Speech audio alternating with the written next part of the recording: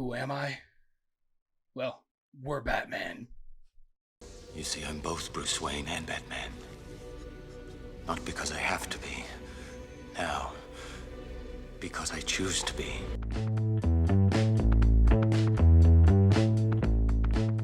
Hey everyone, welcome to another episode of the Does It Hold Up podcast.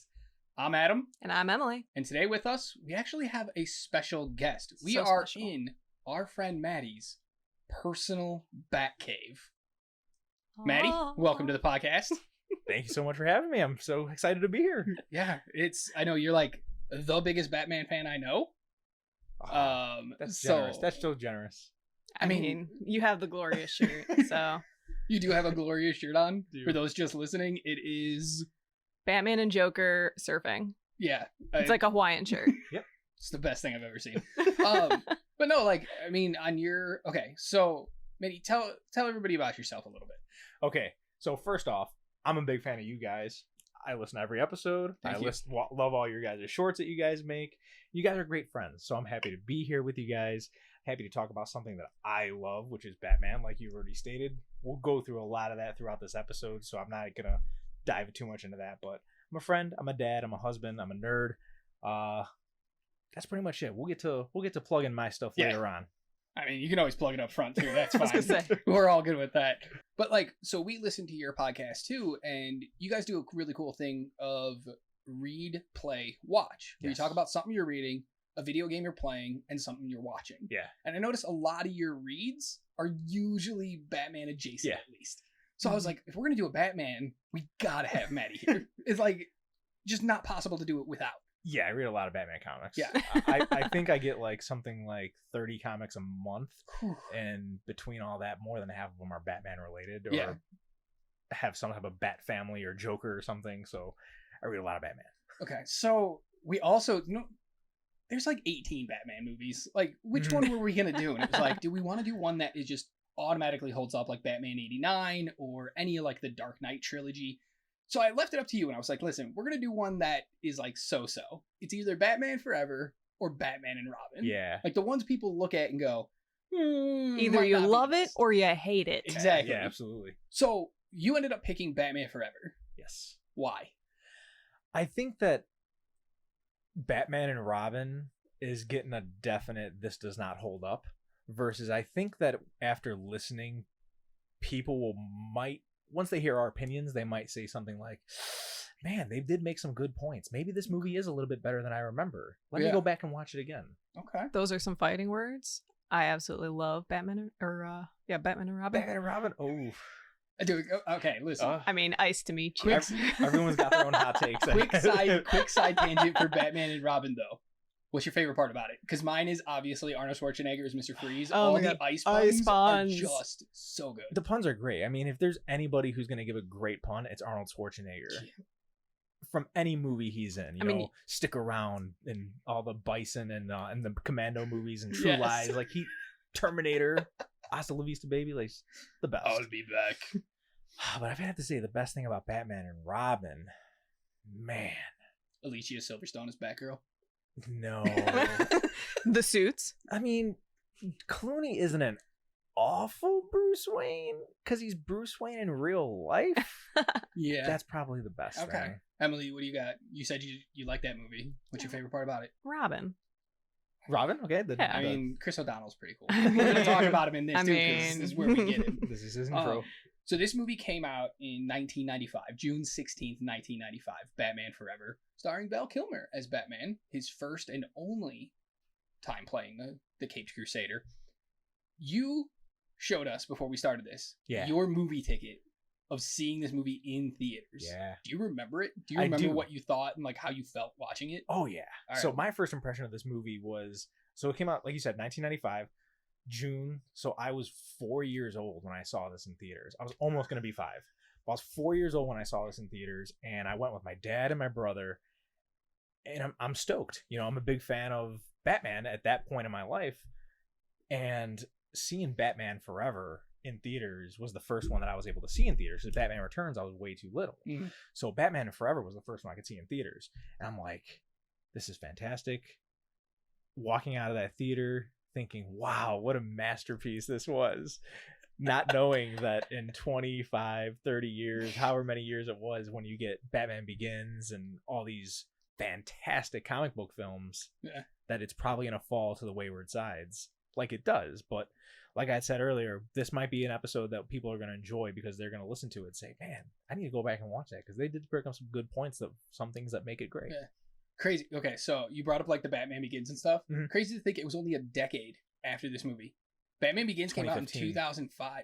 Oh, 2005, yeah. And this came out in 95, only 10 years later. Damn. That is crazy. Completely changed everything. Yeah. Emily, you didn't see this in theaters, did you? No. Of course you didn't. Why am I asking? I mean, I was 3. Two. I was 2. Yeah, you were 2. Okay, so I'm the oldest one at the table, apparently. God damn it. So you saw it in theaters? I did. Okay. I don't remember though. No. I wasn't the biggest Batman fan growing up. Like Spider-Man, yeah. Spider-Man all the way, and Marvel. Marvel was my guy. Okay. Just everything in there. But I watched the Batman cartoon. Mm-hmm. Batman the Animated Series, the best superhero cartoon on the planet, which is hard for me to say because 2 years later we had Spider-Man the Animated Series, and I love that one too. But Batman is by far so good. So when it was all like this neon and this weird stuff, like it threw me off. I was like, no, where's the cartoon? And I think that's what kind of made me not love this movie. And I was like, it's a little too ridiculous. But I'm the biggest Jim Carrey fan. Mm-hmm. I tell people all the time. I work in film. I've worked on stuff that cost $100 million to make. I've worked on stuff that cost $100,000 to make. I've met numerous people. And I'm just like, I don't care. I don't care who you are. Oh, cool. Orlando Bloom, what's up? You want to go get a beer? I don't care. Leave me alone. But Jim Carrey, I would piss. I would wet myself like a 2-year-old child meeting him. That's how much I love him. So, like, him being in this was the only thing I focused on. Okay. I was like, he's in it. I gotta watch it. What movie would you say got you started in Jim Carrey? What made you fall in love with him? The Mask. The Mask? Really? Okay. Yeah. I am not a big fan of The Mask. You're an idiot. So it's fine. Maybe it could be when I watched it when I was younger and I was just like, oh, this is just too much. Yeah. That could be. Yeah. Or the crazy faces he made. I've literally seen every single movie, like the Earth Girls Are Easy from the 80s. Fantastic. Like Once Bitten. Once Bitten? Oh, underrated gem, guys. Underrated Absolutely. gem. We're going to cover that at some point. Oh, great. So good. We're just going to do a Jim Carrey month. So yeah, just biggest fan. So having him in it, that's the only thing I really remember from watching it in theaters. But I've seen it since. And the crazy thing is, I like it more now than I did then. Does that mean it holds up? I don't know. How many times did you watch it for this podcast? Once, just for the podcast. Just once? Yeah. You guys just watch it once? Mm-hmm. Yeah. Okay. I try not to watch it more than once for the podcast because I don't want to get like my initial thoughts skewed. I kind of want to go in, watch it. Here's my thoughts. Does it hold up? Okay. I feel like if I watch it more than once, there's more stuff I'm going to notice and pick apart, or more stuff that I'm going to be like, oh my God, that's so good. Or I just want my initial thoughts. Okay. So I know I would find myself zoning if I watched it again so soon. I had it on in the background in my car when I was driving to work. So it may not be the safest thing in the world. I was going to say, we don't condone that. don't do this, but I had it on, and I just had it on by the odometer, and I was just like gleaming down, watching it while I was driving, and I picked up on some things that I missed on my second initial watch. Yeah, so. That's awesome. Yep. I can't wait to get into it. But first up, guys, you know what we always do. It is critic stuff. And our guy, Raj, Mr. Ebert. Roger. The Raj. He always has something fun to say about movies. And Emily, what do we got? So Roger Ebert gave it 2.5 stars. Idiot. Wow. I knew this made you so mad because it's the same thing they gave it for Spider-Man. Yeah. He gave 2.5 stars for Tobey Maguire's first outing as Spider-Man, and he's given 2.5 stars for Batman Forever. Unacceptable. Anyway, continue. Okay. And the quote I got from him is, I like the look of the movie and Schumacher's general irreverence toward the material, but the great Batman movie still remains to be made. Here's the most complex and intriguing of classic comic superheroes, inhabiting the most visually interesting world, but somehow a story hasn't been found to do him justice. A story with a beginning, a middle, and an end, and a Batman at its center who emerges as more than a collection of costumes and postures. That's a critique, I guess. Yeah, I mean, that's... I mean, I actually really agreed with it. I thought that was very eloquently said of like, they hadn't gotten him quite right yet. I don't know if they've still gotten him quite right. Matty, thoughts? Have they gotten him right yet? In all his man, appearances. there's so many appearances. In movies. I think I'm they gonna have. caveat that. Accumulatively, I definitely think they have gotten him right. But I think Has anyone gotten him right? as they progress, I feel like Batman-wise, Closer? yeah, they've gotten closer. Pattinson did a great job. That portrayal of Batman was really cool, especially in early Batman. Oh, yeah. Obviously Nolan's films are highly praised. I do enjoy them as well. I just don't feel like they ever get both right. Yeah. They don't get Yeah, Bruce they Wayne don't. and Batman in the same movie. It's always one or the other. It is. We'll see what Matt Reeves can do with the Batman 2 coming out. Because I need next more year. Bruce. Yeah. Sorry, I get it. Batman's who Yeah. we're there for, but Bruce is integral to Batman's whole thing. Absolutely. We need him. Absolutely. All right, Rotten Tomatoes. Yeah. So we always talk about Ebert because he's like the most famous critic of all time. And he's then- normally there when they came out. Yes, and he was normally there when he came out. Obviously, if we ever do anything past 2013, we're never going to have his... Or earlier, like Casablanca, where he Yeah, had just obviously. been born. Yeah. But he went and covered it at Yes, he least. did. But we always do the Rotten Tomato critics too because that's more modern stuff. Mhm. That's critics who watched it for the first time like 5 years ago and they go throw their stuff up. Yeah. So it's interesting to see what they have to say. Yeah, the Rotten Tomato critics have it at a 39% Okay. on 69 reviews. Oh, well, that's kind of low. Ooh, nice. Nice. Nice. But also kind of low. Yeah, I don't really... I expected a little bit more, but I think people didn't like it. And then we're just like, I'm not going to watch it again to review it. Yeah. Why even waste their time reviewing it? But in all honesty, they probably should. Right? That's your job. Even if it's a bad movie, I review it. Oh, yeah, Yeah. absolutely. I love bad movies. Yeah. Oh, yeah. I'm a huge fan. Audience score. What did they say, though? The Rotten Tomato audience was around the same range of 32%. Okay. All right, All so right. we're climbing a huge uphill battle here. If you like this movie, it's okay. We're gonna have to really convince you that it's good. Although I did grab the cinema score for this one, Okay. and it was at A minus. So people Okay. were pretty okay with it at the time. It was what they saw on the tin. Do you remember anything about like the hype around this movie when it came out? Because I do. I don't. Okay. Being 4, I didn't remember too much of everything that was going on around. I just know that I loved it. That's fair. It was crazy when it first came out. Like we were coming off the Burton Batmans, which were too dark. Yes. And I don't know, I'm sure you've probably heard since the whole controversy with McDonald's and why they made this movie instead of a third Burton movie.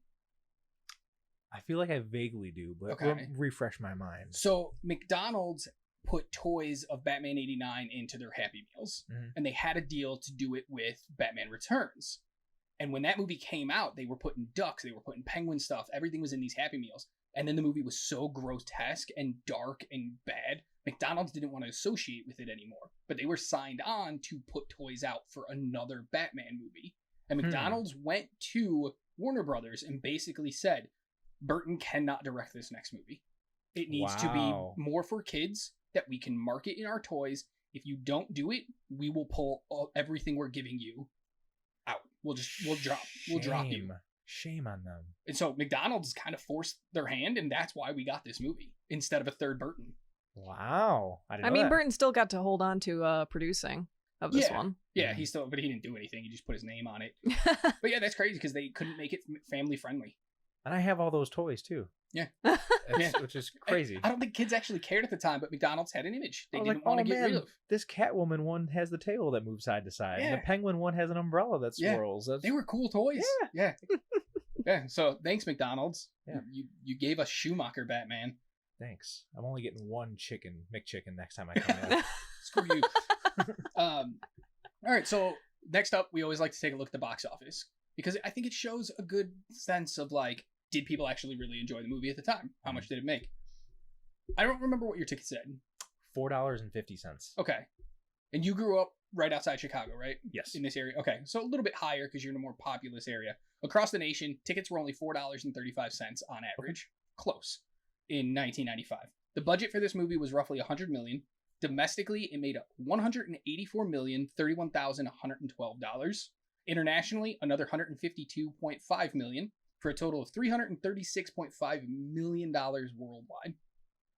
That's there's movies now that don't make that. A Or lot of make movies. that. And it's like ticket prices are double now. Yeah. I'm interested to hear this inflation though. Yeah, so the inflation isn't actually that crazy, but it goes up by 200 million. The adjusted total is $387,946,038. Isn't that crazy? Only 200 million. Right, but only. That's But, it. like, that doesn't sound like that high of a number for a domestic total, but in 2022, it would have fallen into the 5th spot. Wow. Number 4 would have been Doctor Strange in the Multiverse of Madness at 411 million. And number 6, which is the one that would have got pushed out of number 5, out of the top 5, was Jurassic World Dominion with only 377 million. Wow. Okay. Nice. So I think about that though, because like Dominion, Doctor Strange fell just shy of $1 billion worldwide. Yeah. It was like 980 million or something like that. Dominion went to like 1,100,000,000, 1.1. So imagine Batman, just domestically it would have came there. Internationally, it almost made the same amount of money. Oh. So it could have done $1 billion in 2022. Yeah. I don't get it. How do you not get it? It's Batman. I know, but the way people talk about this movie, you would have never thought it'd make that much money. Yeah. Well, I would have thought the same it's thing. got about very Multiverse of 90s Madness. vibes, so. It does have mad Does. 90s vibes. It does. All right. Next up, you know what we do. Talk time. It's it. It's what's good, what's bad. Let's talk through this movie. Let's hash some stuff out and help lead towards our decisions on if this movie holds up. Yeah. Now So- let's start with the whole 90s vibes of the opening credits. Oh, God. Those are some extreme credits right there.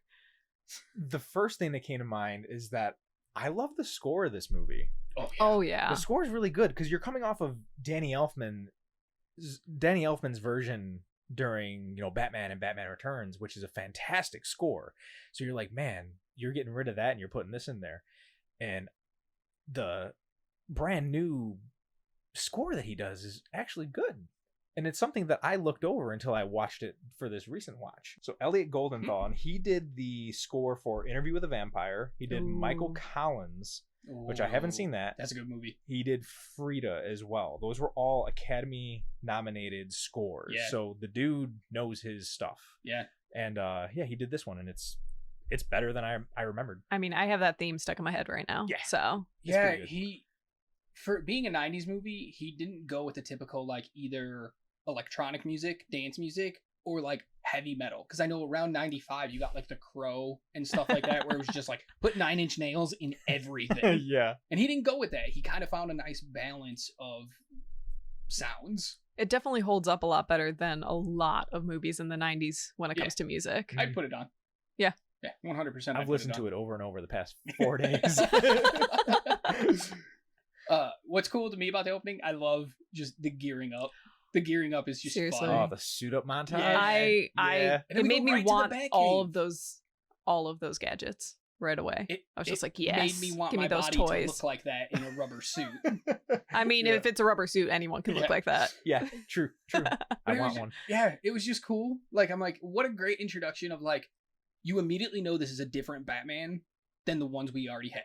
Mhm. 89 and 92. This is a completely different one. He's gearing up, which we never saw before, and then you get this, like, brighter-ish Batcave with, like, neon, glowy LED lights everywhere, and then the brand new Batmobile is immediately shown as well. Yeah. You're like, okay, I know what I'm in for. It does like a zoom in on it, and then it's revealed of this is the new suit. This is the bat nips revealed for the very first time. They ruined this whole cool montage by showing us the bat nips. Which yeah. which did you know the story of why they did that? No. So I looked this up this week, and apparently Val Kilmer had a say in this, and he said that in Roman times, when you saw people wearing Roman suits, they always had nipples on them. So he thought that it would be cool to put the nipples on this because it's a suit of armor. And I was like, I get what you're doing. I get it. But it was not necessary for the bat suit, man. Leave it be. And I thought that Clooney was the first one that had the bat nips. I did Clooney's are too. way more pronounced. Yeah. I literally had to show her pictures of it because I was like, here's his tiny bat nips. Here's Clooney's gigantic bat nips. Just comparing bat nipples. They stand out so much on Clooney, though. It's unbelievable. They're more That's- defined too. That's funny though, because people have always blamed Schumacher for the bat nips. Like it was his idea. So to find out, like, no, maybe Kilmer came in and was like, let's change this. That's cool. It was hey. So that's why we can't have nice things. Val Kilmer. Damn you, Val Kilmer. Too Thanks. bad you're awesome. Yep. Then so here's my first down right away. First down. We get right into Two-Face. Like Batman literally leaves the cave to go fight Two-Face. Yeah. And it's like, what the Where's the setup? I actually really enjoyed that. Oh. I really enjoyed that it got right into the action. Yeah, that's I'm torn fine. on this. I don't know what to like on this. Like I getting do into the agree. action is fine, but like we didn't get Two-Face in the first two movies. Mhm. We got Harvey Dent, but like, and I know we flash back later to how he becomes Two-Face, but like to just jump into it and be like, here's a brand new character for people who don't know Batman, that's hard. That's hard to do. I mean, I think they set him up well enough that you kind of got what his whole shtick was in that moment of like, I'm gonna flip a coin and all that stuff. I don't think his isn't this story. Yeah, but when you're Tommy Lee Jones, like Oscar nominated Tommy Lee Jones, and you don't give him a chance to play Harvey Dent, he Mhm. immediately is Two-Face, I feel like you're losing the potential there. I think that in a series that hasn't done a backstory on anyone, because they never, at this point, we hadn't gotten a backstory of Batman. We don't know how Batman became Batman. We don't know how Alfred got to be with the Waynes. That's fair. We don't get an introduction to any character in this series up until Christopher Nolan does it in Batman Begins in 2005. So I'll give him the pass. I mean, we on got this. Jokers in 89. I guess we did, yeah. We got That's- Catwoman's in 92. And That we is true. got We Penguins in 92. Riddlers I sit corrected. in this one. I'm not trying to correct you. No, I I'm not said trying to This correct is you. one of the things that Ebert was saying in his review a lot, is that we haven't had a Batman movie. We've had the villains movie. Yeah, So I feel like this is more the Riddler's movie. We get his whole his whole shtick. yeah, his everything. everything to make him the Riddler. Yeah, I mean that makes sense. It makes sense. Didn't But- have enough time. No, that's exactly it. But the fact that this is a 2-hour movie and they didn't have enough time, It was is- longer than I remembered. Yeah, Well, it's because they shoot something in that we're going to talk about later. can't wait. Mhm. I can't wait. So, but it is a cool action set piece up front. I It- like the safe swinging back in. It is pretty It's cool. all practical, and it's just like this big safe, and he catches it with his what is it, like bat, It's like a battering Bat type rope. thing, yeah. and it swings back in, and I'm like, that looks so cool. I'm so glad. Like now, modern movies, you're gonna CGI the crap out of that, and like it'll probably still look cool, but it'll look a little flat. So to know it's practical, and they actually built like a giant fake safe to swing in, like Yeah. power to you guys. That's one thing I really like about this movie is all the practicality. They did do a lot of practical effects, it seemed like. The Batmobile, practical driving around up the wall. They actually did it. Oh, did they? Yeah. Oh, okay. The fire's all real. Like some of the explosion stuff. Like it's all cool. I love that. Yeah, Give me that realism. in that scene as well. They had everything that was on the helicopter. It all looked practical, like Yeah. the cape on the windshield and everything that was going on. Yeah, it was pretty cool. This leads to a nit, though. Oh God. Let's hear it. Batman got so lucky figuring out the exact amount of trajectory to get that safe back in. Also, to know that his grappling hook would hold that weight. Like, that's a heavy Do you safe. not know Batman? Batman doesn't get lucky. Batman is. I'm just Batman. saying. That was also just the footage played in reverse to put it back in. So He just reversed time. It's all good. yeah. He's One not thing Superman. I have an issue with is, and you get a lot in this. Wait, is it right here? Yeah. Up front. Okay. Yeah. You get a lot in this opening bit. Is the action is super tight all the time and a lot of Dutch angles. So it's just really hard to like understand what's happening at any given moment because you are doing so much with your camera. This opening scene is crazy because, like, yeah, it's good. It's As good. you shake your head. It's good because, yes, it goes right off the bat. The pacing just gets right into the action. You don't get an introduction to these characters. You also get one of the biggest overactors where he's like, "Oh my God, it's boiling acid!" We know, dude. Calm down. Batman's there. We know. If I had an award for best overactor, he was going to be my one. Yeah, he's He made the definitely up most there. of his on-screen performance. And We then remember him. And then I Oh, yeah. believe right before he goes into all the action of that, does he does he go to Gotham City first and talk to the commissioner and Chase Meridian before that part? Yes. Okay. So this is the introduction to a new character, Chase Meridian. Who doesn't exist in the comics. No. Does she ever?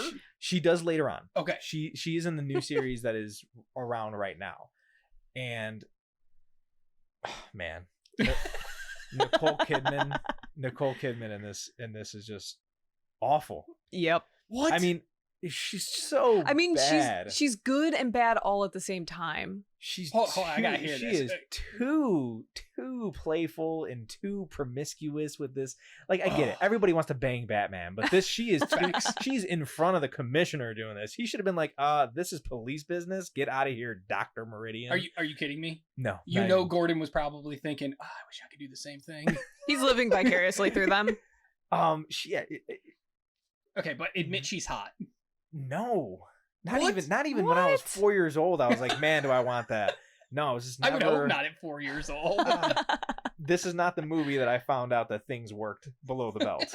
So it did not do it for me. Ever. So Nicole Kidman is one of my favorite actresses of all time. You just like her in the AMC opening. Oh, dude, I love the AMC opening. It's like my favorite thing. You can say it word for word. I sat next to him in 65. Yeah.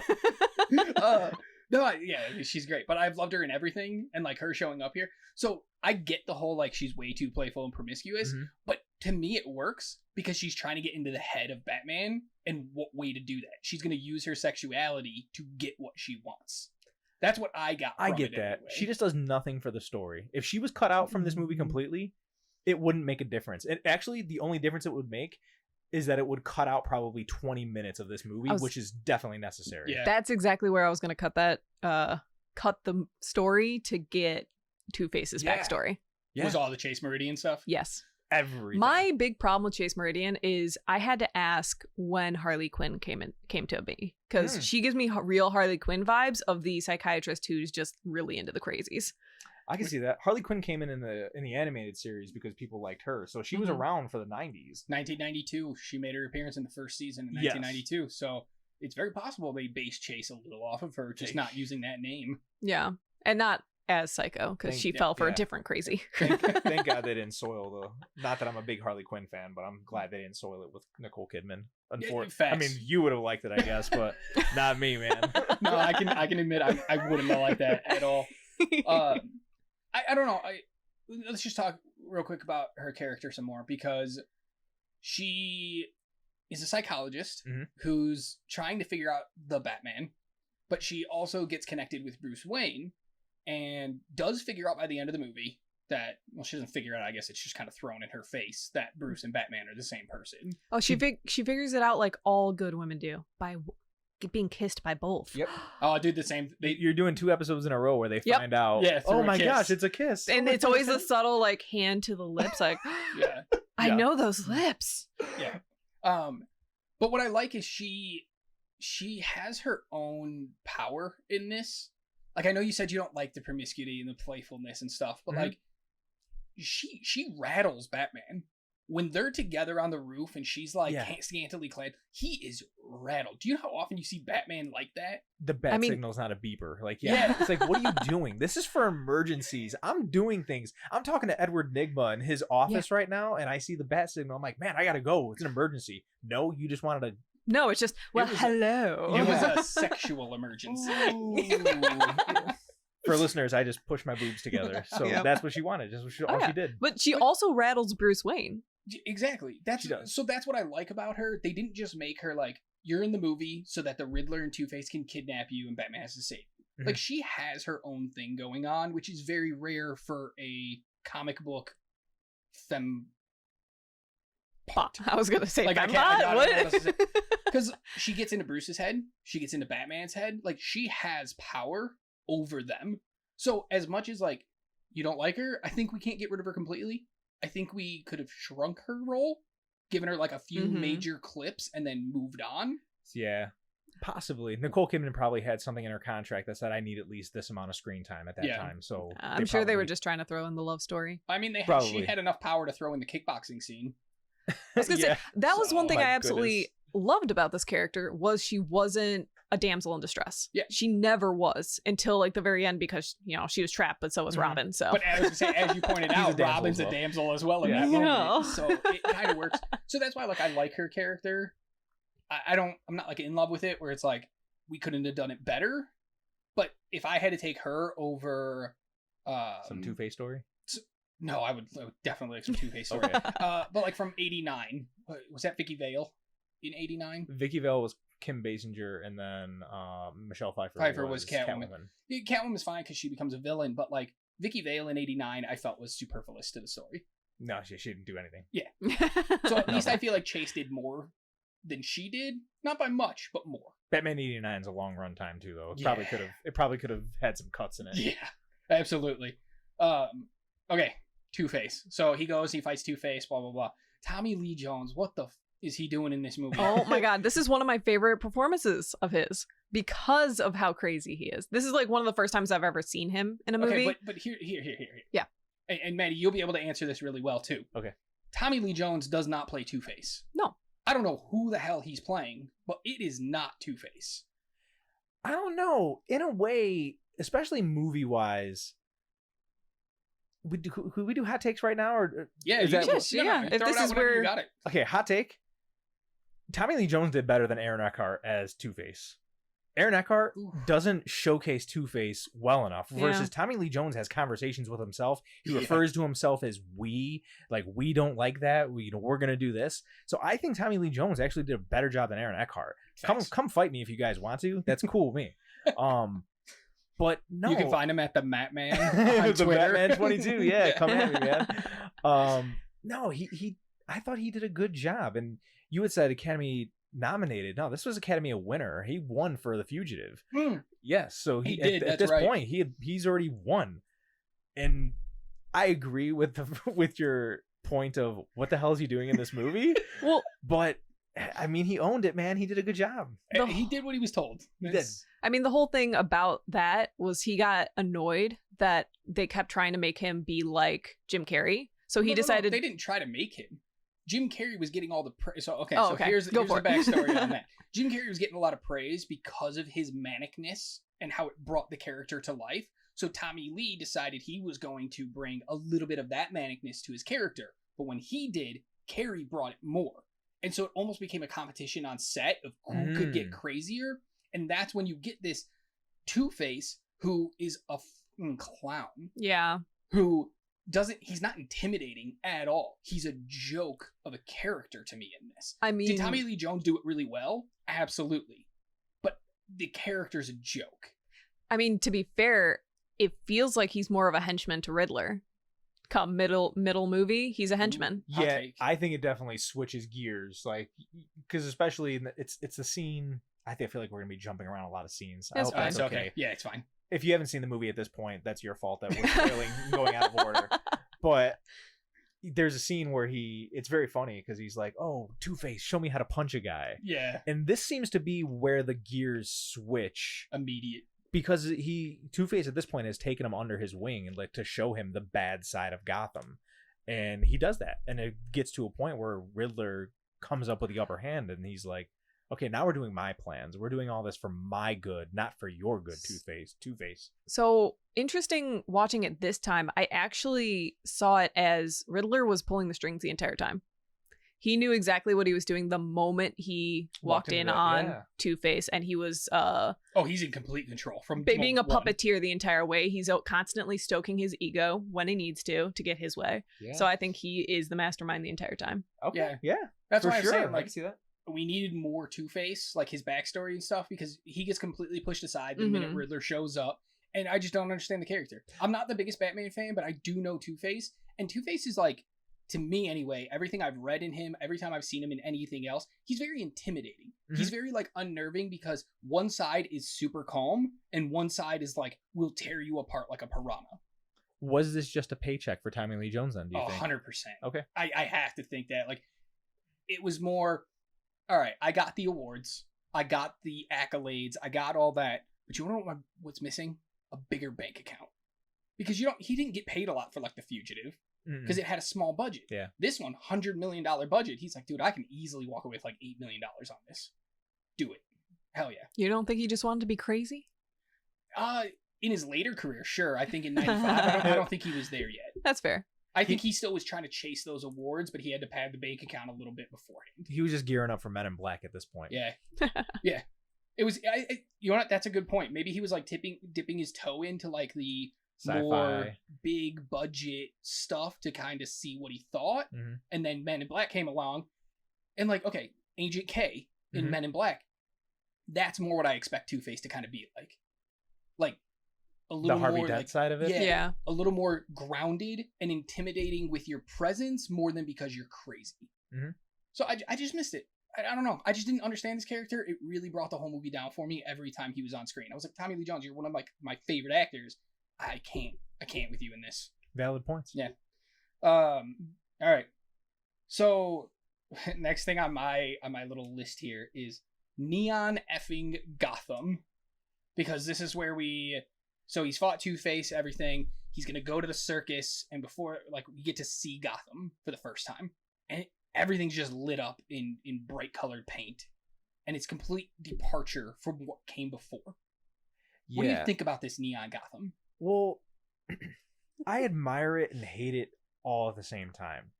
So, like we had stated before, you know, we're coming off of Batman '89, Tim Burton's image of Gotham, and Tim Burton has a very distinct image of everything that he does.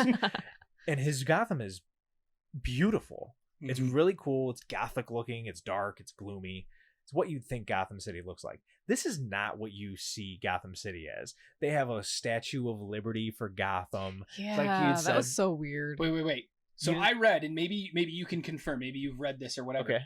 But Gotham actually has one in the comic books. I don't remember seeing one, at least in the comics that I've read, Yeah, but because I I'd was be looking this interested up to because know. I was like, okay, what the actual hell? Like, why do they have the Statue of Liberty? Apparently, Gotham replicated it in a smaller scale, and it is the Statue of Justice in Gotham. Okay. And That's it's like canon in the comics. that's a terrible thing to have in Gotham because I feel like justice is in short supply. Yeah, well, Except for It Batman. definitely is. Yeah, I don't know why they just didn't make a giant Batman statue. But like when we see the Statue of Liberty in this movie, I got so pissed. I was like, "This is the dumbest thing ever." So I had to look it up, and apparently they have one. Good. I Yeah. was like, "All Okay. right, well, I'll forgive it a little bit." Hey, good for them. You need to put that over, lay that over this video when Yeah, you do that. absolutely. But no, the Neon Gotham, what I like about the Neon Gotham is that throughout Batman comic history, there's different artists that take over different eras of Batman and different eras of Gotham. So we're basically seeing, you know, just like we saw Burton's Gotham, we're seeing Schumacher's Gotham, and this is his take on it. The problem with this is that where these should be differentiated between this is not a sequel, because it's not a sequel. What throws everybody off is that it's the same Alfred. It's the same Commissioner Gordon. Yeah. It's like if you guys would have just taken that out, which is another hot take of mine, is that Alfred should have been recasted. It shouldn't have been the No. same Alfred.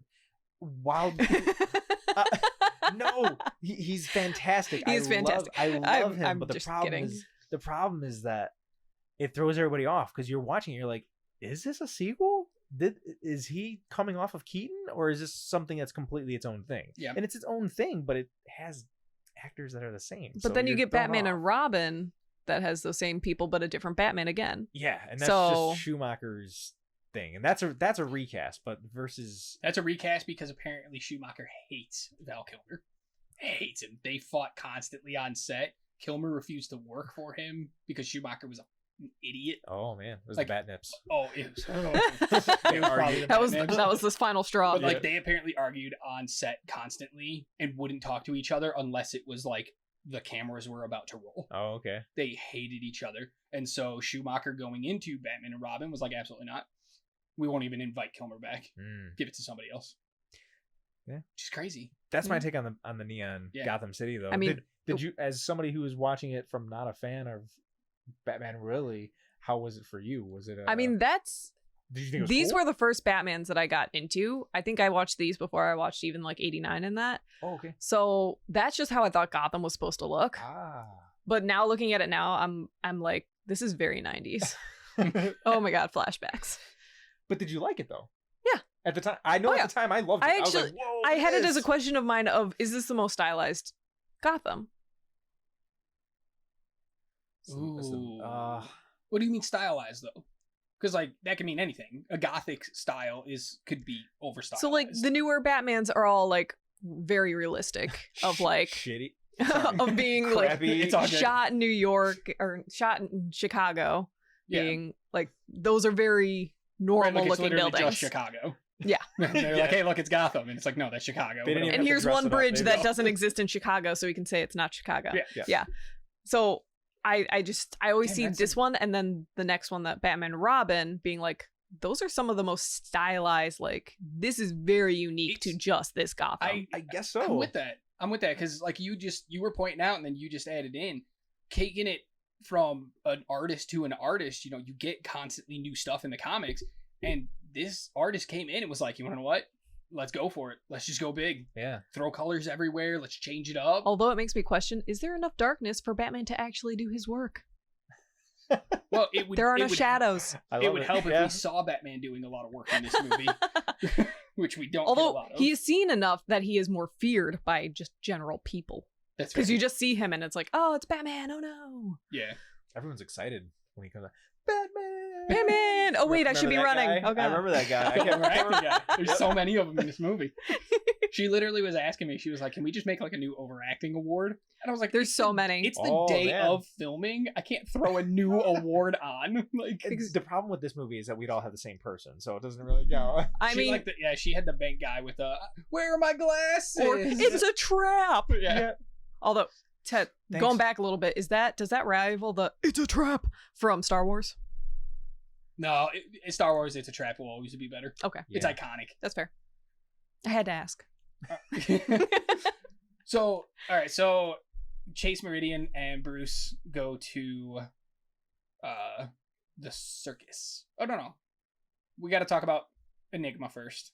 Because Bruce goes to Edward Nygma, who has a new invention that can tap into people's brains and shoot images into their head. And let's all just face it's a fucking blender. I was gonna say the technology Sorry, just looks pardon my ridiculous. language, guys. I had to just say it right there. It's a effing blender. Yeah. Blender. With wings. With wings. Yep.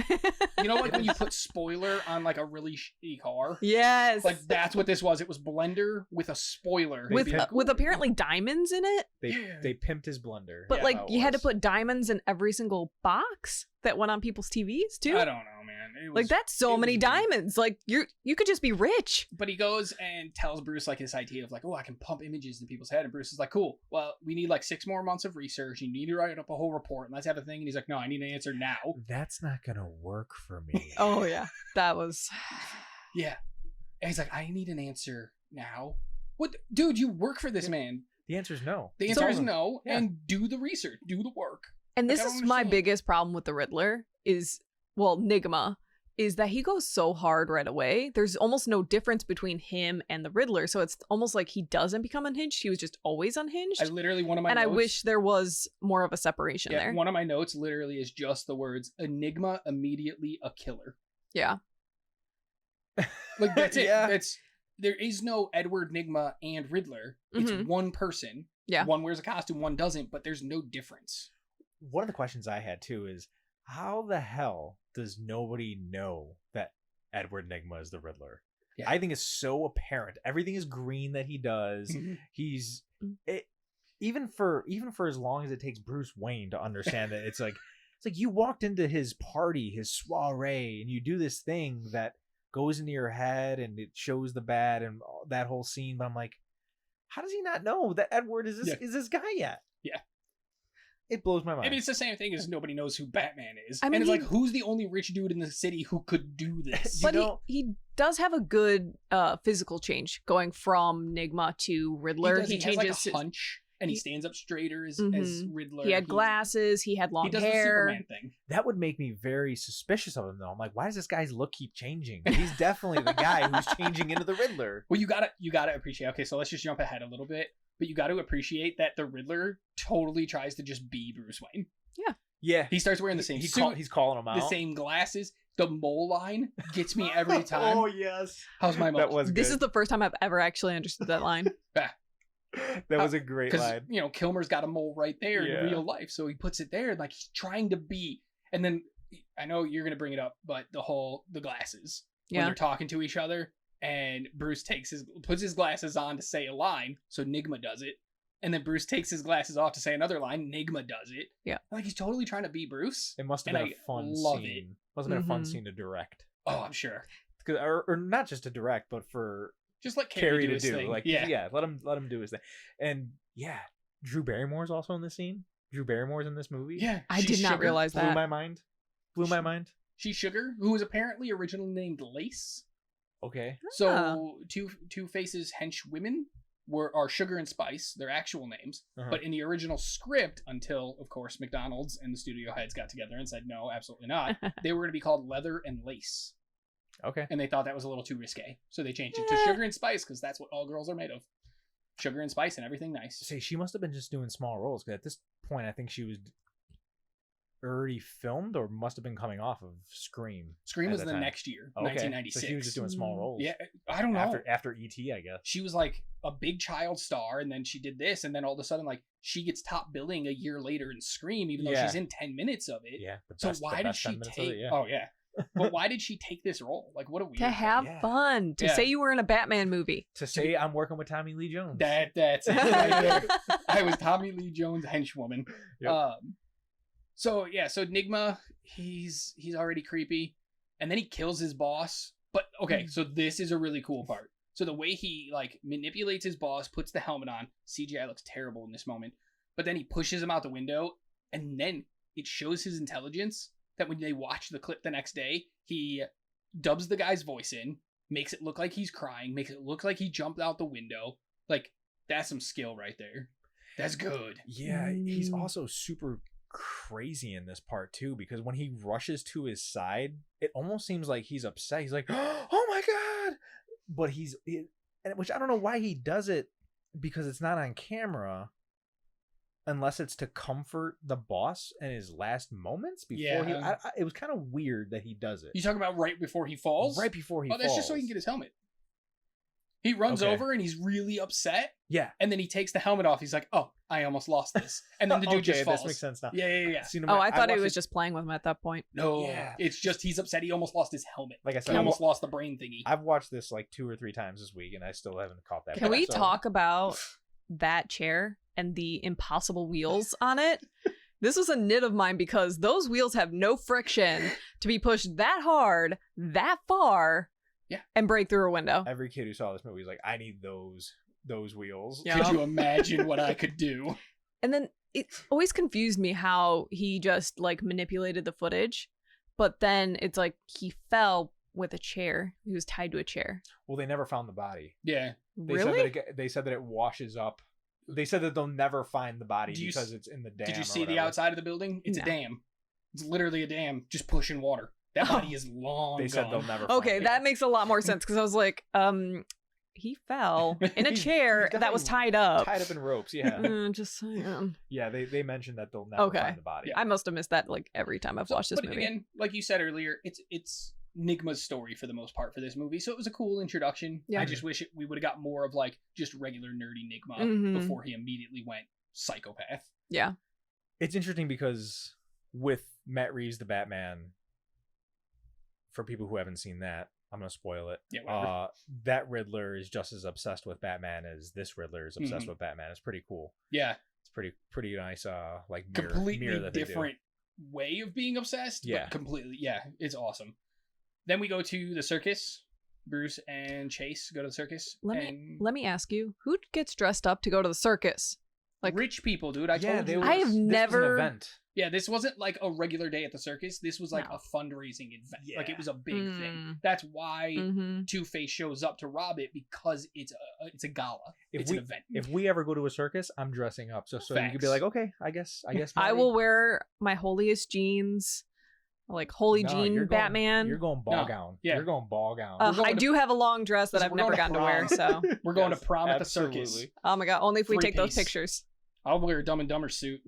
Let's do it. But we go and we see the Flying Graysons, and that's Dick Grayson, who's going to become Robin, played by Chris O'Donnell. And I like it. I like the circus part. Wonderful scene. I absolutely love that they're in the classic Robin colors and almost outfit, basically. Yep. And you get to see them being heroes before he becomes an actual Although hero. they added a brother in, which I thought was weird. Yeah, More I'm for not him sure to why lose. he needed a brother. just for more, so that when he's punching Two-Face at the end, he says, "For my mother, my brother, my dad, and this one's for me." They just want one more punch. I guess. Yeah. That's fair. But it's a cool moment. It's lifted literally right from the comics. It's pretty cool. That, Schumacher got one thing right. Well, actually, he got a lot right, because unlike Burton, Schumacher was a fan of the comics. He had been reading Batman comics long before he made these movies. Because I don't know if you knew, Burton, when he directed the first Batman movie in '89, straight up told the studio, "I don't know anything about Batman. I've never read the comics. I'm not going to read the comics. I'm just going to make the Batman I want to make." Wow. And that's how we got Batman who killed people. That's how we got Batman who didn't really make a lot of sense sometimes. Yeah. And yet it's arguably everyone's favorite Batman film. Exactly. So, yeah. I mean, crazy. But Schumacher was a fan, and so clearly he understood Dick Grayson's story. But it's cool. Two-Face comes in, he's robbing everybody, and then he's going to blow stuff up. Dick's the only one who gets rid of the bomb, though, while the other family members are dying. They were they were going up to help. He just took a different route. Yeah. And their route, unfortunately, got shot Cut. down. Yeah. My nit in this one is that, so they show at least the camera's view of Two-Face is of his good side, but there's still a whole crowd of people on his bad side. So until the camera reveals that it's Two-Face, that's when the whole crowd goes, "Oh, it's Two-Face." It's like, no, everybody on that side of the theater knew that it was Two-Face. You guys, it was just a stupid nit of a reaction. I mean, of mine. to be fair, his outfit should give it right away. Yeah. I mean, how much do you think those personalized suits Why do you cost? think he's always robbing people?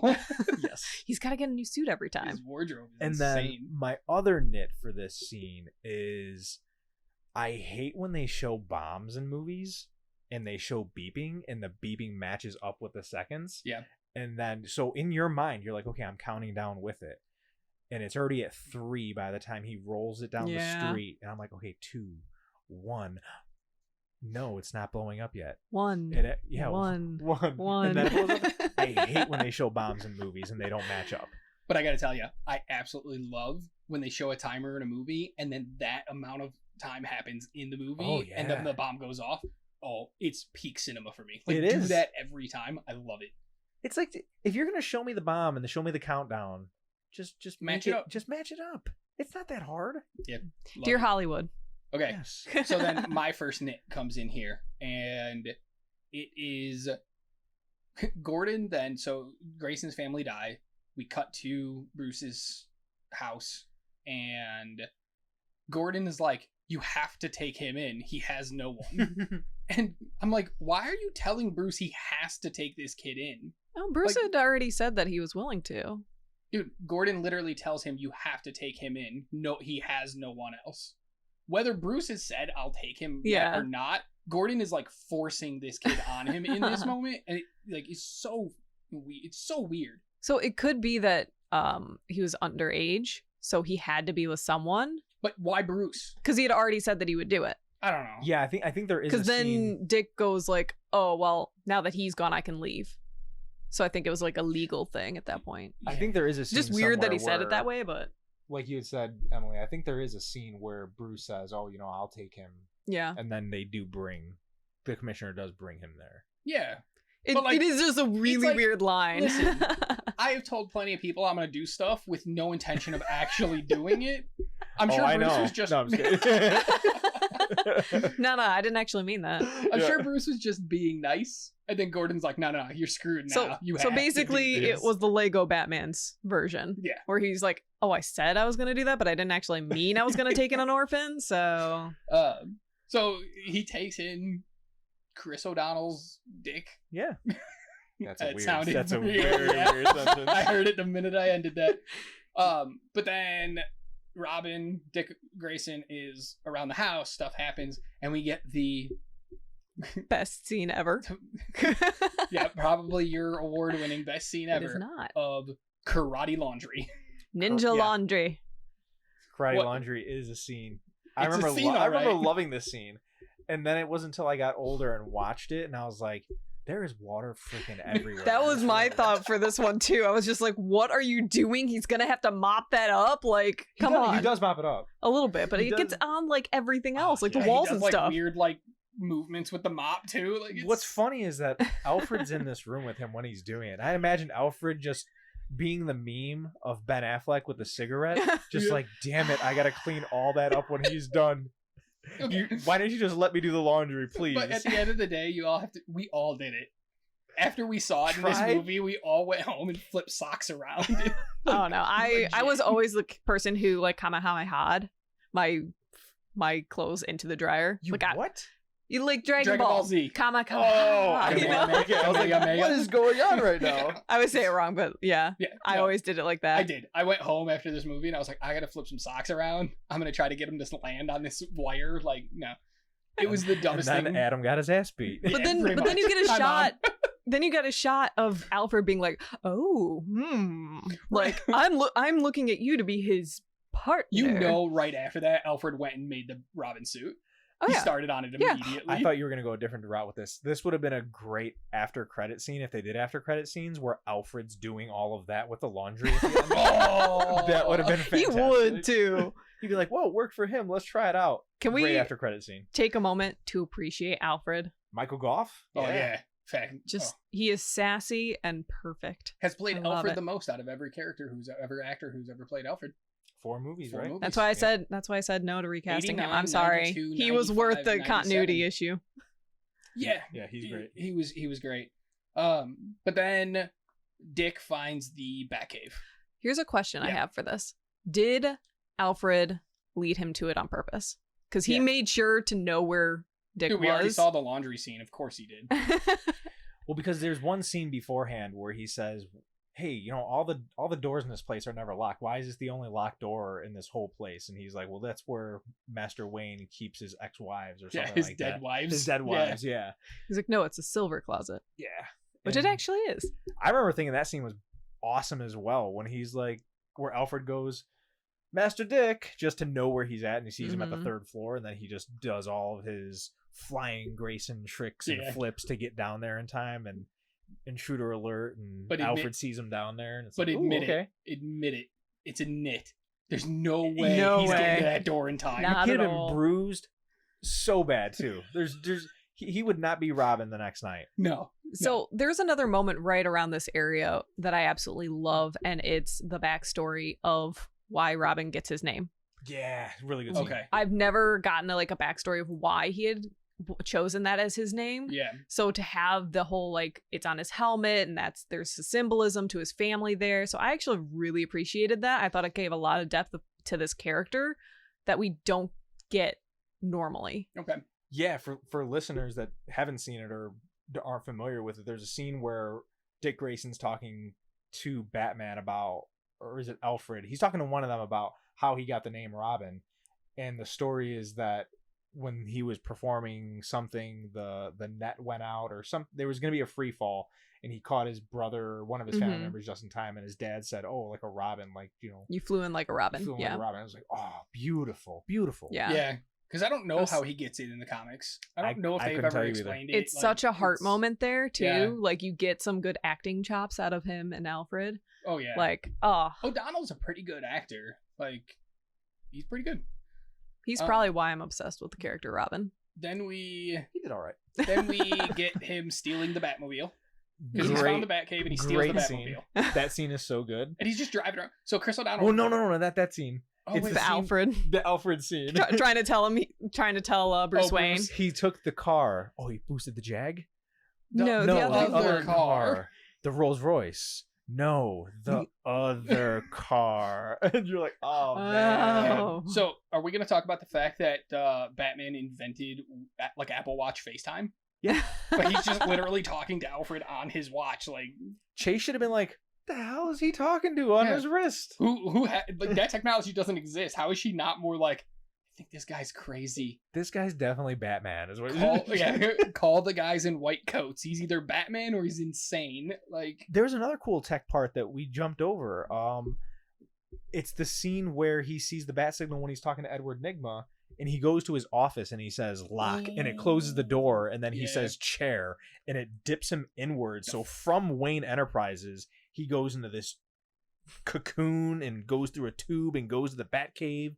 And it's like, oh damn, that was some cool tech that I'd never seen in a Batman movie before. Though it looked awkward as all heck for him to actually get off that chair onto the slide. But also, like, at the same time, the Batcave, I understand in the comics sometimes there's a Batcave under Wayne Tower and Wayne Manor.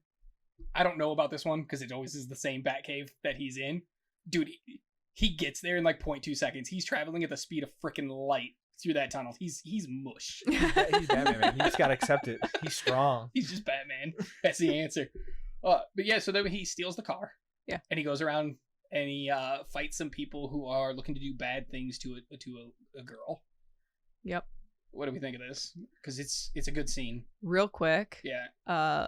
Can we talk about how the Batmobile's like the fire that comes out of it is super dangerous, and I feel like people are getting burned left and right from it.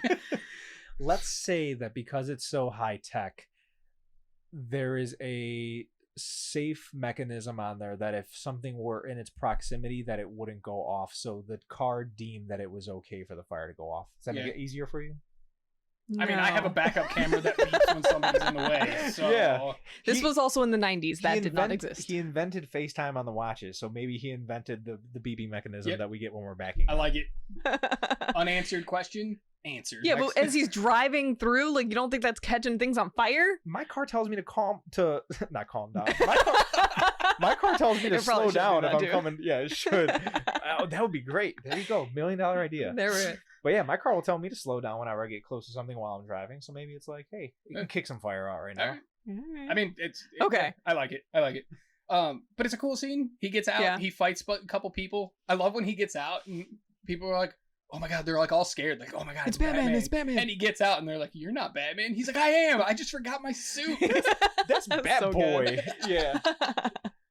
It is a funny scene. Yeah, and he does good action. Yeah, because he does beat some ass. Yeah, he gets out of there and he's kicking everyone's asses, and they're under the impression they're like, there's no way this Batman, but yeah, he does it. But we do get the awkward thing that like he saves the girl and she's gonna run off and she's like, doesn't Batman ever kiss the girl? Yeah. Shut up and just go away. Like, you were about to be mugged and killed and worse and whatever. Like, you could just run. This is where we get to see some interesting neon villains as well. Yeah, that are trying to match the neon Gotham look. Yeah, it's their camouflage. Okay, yeah, they just go up against a wall and they're not there anymore. See that they would have been lit on fire by the bat because it wouldn't have beeped. Yep. But we do get another great Robin, Chris O'Donnell moment here because after he's beaten everybody up, he's about to get whooped. Like they all show up and they're gonna whoop him, and Batman does show up behind him. And they all scatter. And Robin turns around and just starts punching him. Yeah. And just beating on him. But then, like, collapses into him of, like, you could have saved him. You should have. It should have been you. It should have been you. Like, oh. And this is another great moment. And this is a good moment for Val Kilmer, too. He's like, if I could have, I would. Yeah. I tried. Yeah. Because he does. Really and at the circus, he does. He literally jumps up and screams out. I'm Batman. Which is so unfortunate that was his... There's an iconic line, and it's "I'm Batman." Yeah.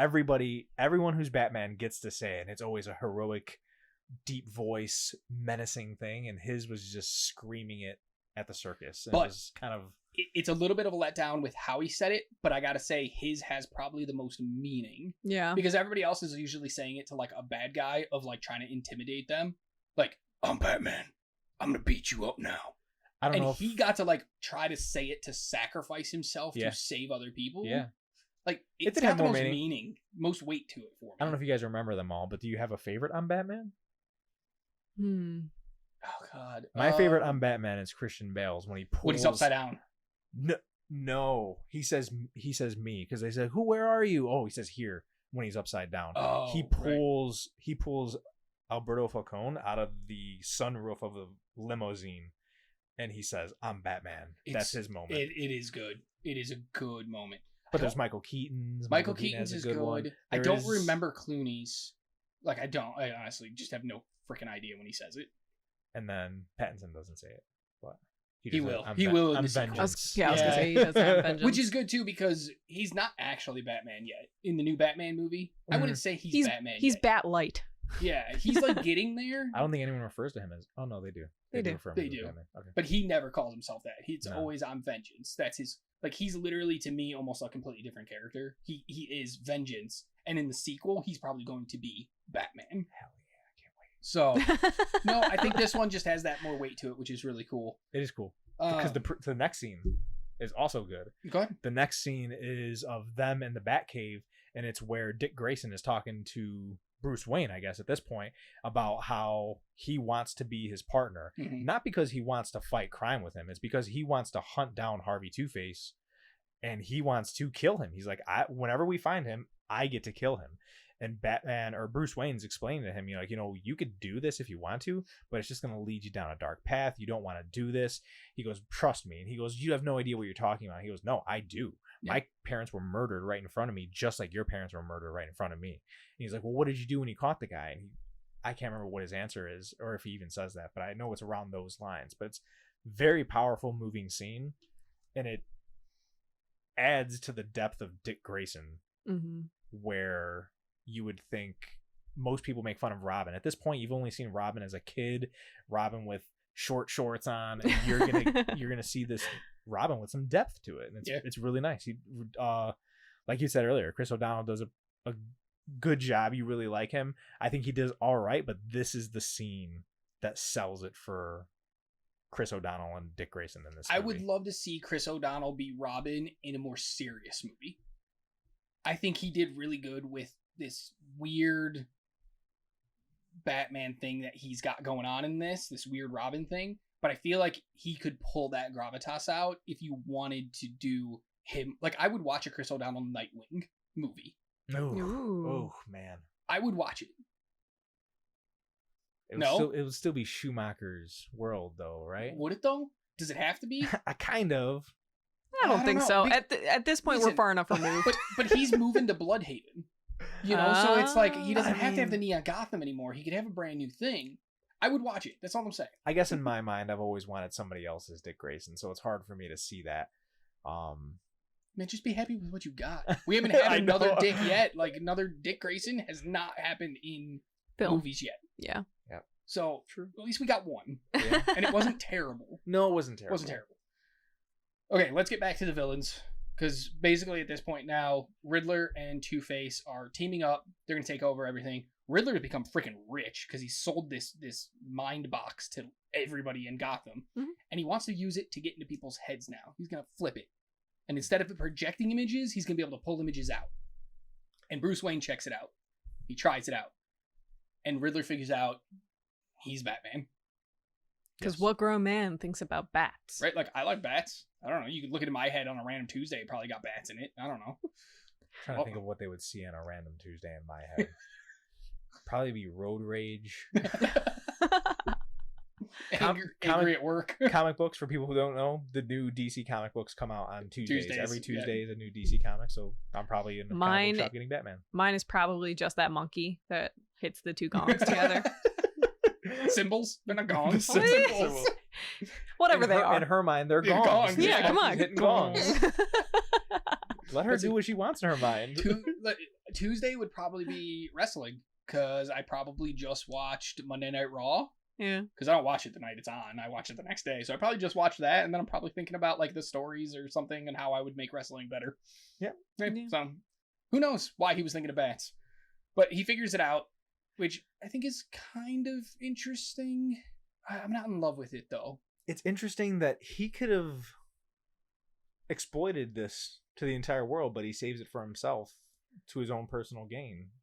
I mean, at this point, it's just he wants to teach him a lesson. What that lesson is, I Yeah. don't quite know. Like, his plot makes very little sense when it comes down to it, Doesn't matter. because it's like he must learn a lesson. That's why we can't kill him. It's Jim Carrey. He does no wrong, right, Adam? Facts. No, but then it does lead us to a really great moment where Two-Face and Riddler break into Bruce's house. It's a great scene. They figured it out and they wreak havoc. And while Two-Face and his men are beating up Bruce and Chase Meridian, because he's on a date with her at the time, and Alfred, Riddler's just tearing the Batcave apart, bombing everything. His little Riddler bombs. With his little Riddler bombs. And this is like peak Jim Carrey. Yeah. Like He's not even a Riddler at this point. He's just Jim Carrey. He's just Jim Carrey in cosplay. I love the moment where he's pretending to be a baseball pitcher. Yeah. And he sticks his tongue into the side of his mouth like he's chewing tobacco. He spits and then winds up and throw. Like, a person who played baseball forever. Like, I just love it. Love it so much. But it's a great moment. It's a great scene. Joker. Two-Face flips his coin a bunch of times, trying to figure out if he can kill these people. That's like awesome too. And that was a Riddler's only rule. He's like, when we go in here, you can't kill him. No killing. Yeah. And he's in there flipping his coin, and he's like, I'll do it anyway. Yeah. But the coin just never worked out for him. So a lot of people apparently were really mad at that. It does work out for him. He shoots Bruce Wayne, and then he it just grazes him, right? Oh, he does. Yeah. He does. Yeah. And that's when the Riddler pops in. He's like, no. We can't do this if we kill him. Yeah. But apparently a lot of people are mad because Two-Face's whole character is you get one flip of the coin. Yeah. And whatever the outcome is, that's what you get. You mad at this? Because then there's some people that have reasons why you shouldn't be mad. I am mad at this. Okay. Because the only way I can defend it is that Harvey Two-Face is two people. Maybe there could have been two flips. And he could have been like, okay, flip it. And then it would have said, okay, he lives. And then he maybe could have talked to himself and then, how about you flip it this time? And then he just switches hands and flips it again. Mm-hmm. And then it could have been that, but he flips it like 3 times. Mm-hmm. And I'm like, this is stupid. So here's the fan theory, the prevailing fan theory on the 3 flips. Because you're right, it is 3 flips. It's 1 for Bruce, 1 for Chase, and 1 for Alfred. The flips aren't all for Bruce. They're for each person in the house at the time. And he's like, he flips it, he can't kill one, so he gets frustrated. Flips it, can't kill another, gets more frustrated. And that's why by the 3rd one, he's super mad. And then he just shoots Bruce anyway. Okay. I mean, that's defended, I suppose. Yeah. But, that's why people say there's 3. Because like if he would have flipped it 4 or 5 times, then it's like, how do you defend that? But there was 3 people in the house. He did 3 flips because he wanted to kill someone. Yeah. Okay. I don't know. I looked this up because I was like, nah, that's not the Two-Face. Like, you flip it once, whatever it is, that's it. He moves on. I was going to say, having never seen Two-Face before this moment, I didn't know that was a rule. So I was just like, oh, he really wants to kill Batman. You didn't see The Dark Knight before this moment? No, I saw these before. Oh, I guess so, yeah. Yeah. That's right. But after they break into the house and they kidnap Chase and Robin. Robin's at a different moment. Yeah, Robin's already run away at this point. They don't kidnap right. Robin. They kidnap Robin when they come to the end of the climax of the movie. Where they get to the island. Yes. Yeah. That's when they get Robin. Don't we go to the climax right after this? Yeah. Pretty much. Yeah. Yeah, pretty much afterwards. They do have a little meetup because at this point Bruce Wayne has given up being Batman. He's like, I'm done doing this anymore. That's why Chase was at his house. He was going to reveal to her that he was Batman. Yep. He's putting it all behind him. But once they take her, he's like, okay, well, I guess I'm putting the suit back on. But all the suits are blown up. So what do I do, Alfred? And Alfred's like, well, we have one more that was a prototype that you were trying out, but you haven't tested it yet. Mm-hmm. So he does have one more suit. And he goes, well, how should I do this? Should I do it by going land, by the air, or water? And he's like, and that's when Dick Grayson pops in his tailored suit. And he's like, why not both? And it's a pretty cool reveal, actually. Yeah. The suit isn't a little boy suit with short shorts. Thank it's a God. suit that has pants and it has pretty muscular look to it, so it looks pretty cool. Yeah. Plus, it still has the coloring. It does. But which it loses by the next movie, but which I'm actually really sad about because I really enjoyed that they kept those colors in there to harken back to original Robin. Yeah. It does though. So in Batman and Robin, his suit is black and red, like Nightwing's suit is. It's a bigger Robin that's on there, but it does mimic the Nightwing suit. I wouldn't have been surprised if Schumacher got a 3rd movie, he would have made him Nightwing. He probably would have. And brought in a new Robin at that point or something. Yeah. It felt like that's where they were going. They were modifying it to get there. Then we do get to right before we get to the flashback, one thing I want to touch upon. I like the flashback to young boyhood Bruce falling into the cave and seeing the bat. Scene terrified me as a kid. Yeah. Terrified me.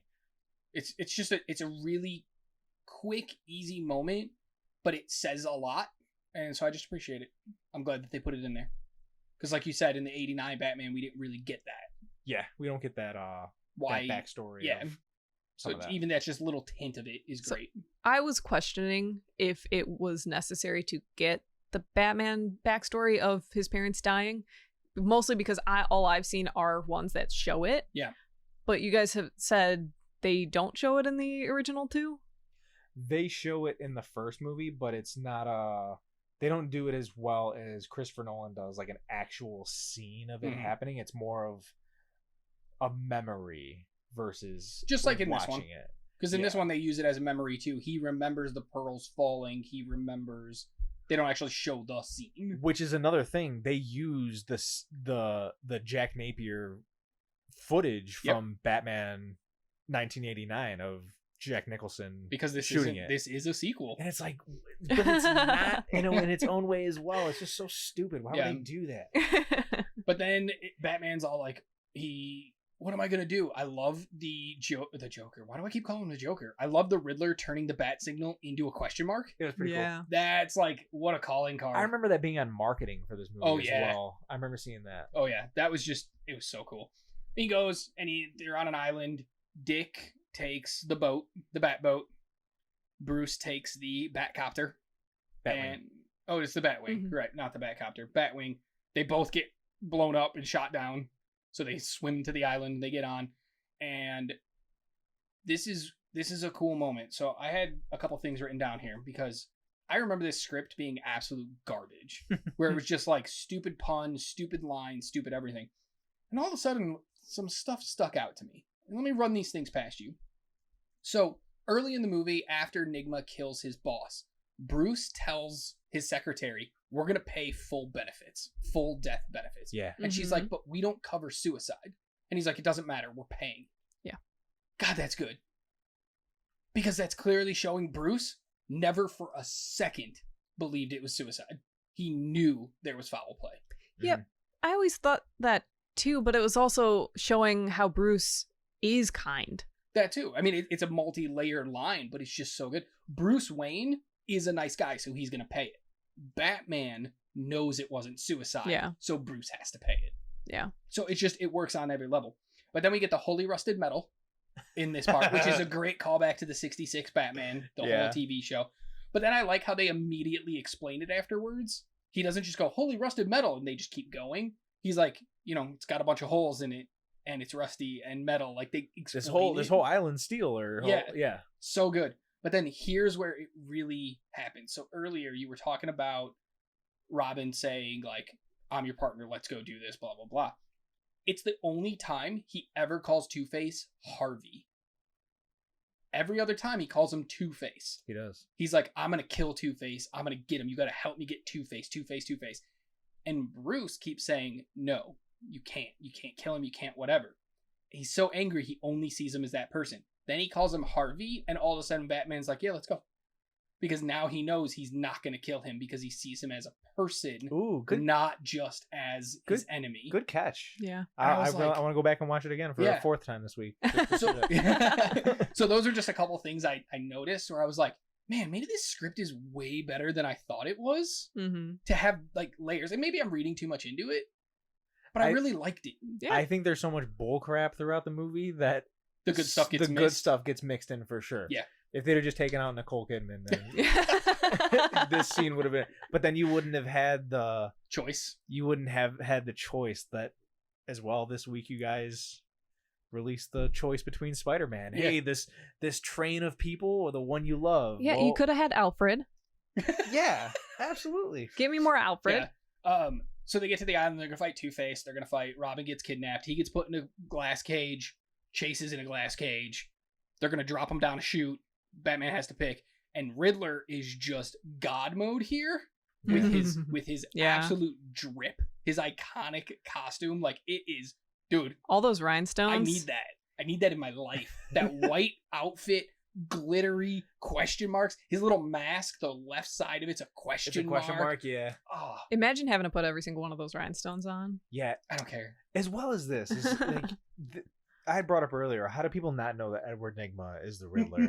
It's like, who is tailoring these villains? Yeah. Someone is providing these suits for Harvey Two-Face, and somebody's providing these suits for the Riddler. I They think get paid well enough. I think he got lucky with the first suit, that it was like the mannequin or whatever the heck it was in that thing, which is cool. I love his first suit when he introduces himself. Yes. And it's like it's almost like a high turtleneck type thing, but it's not a turtleneck. But it was a really cool suit.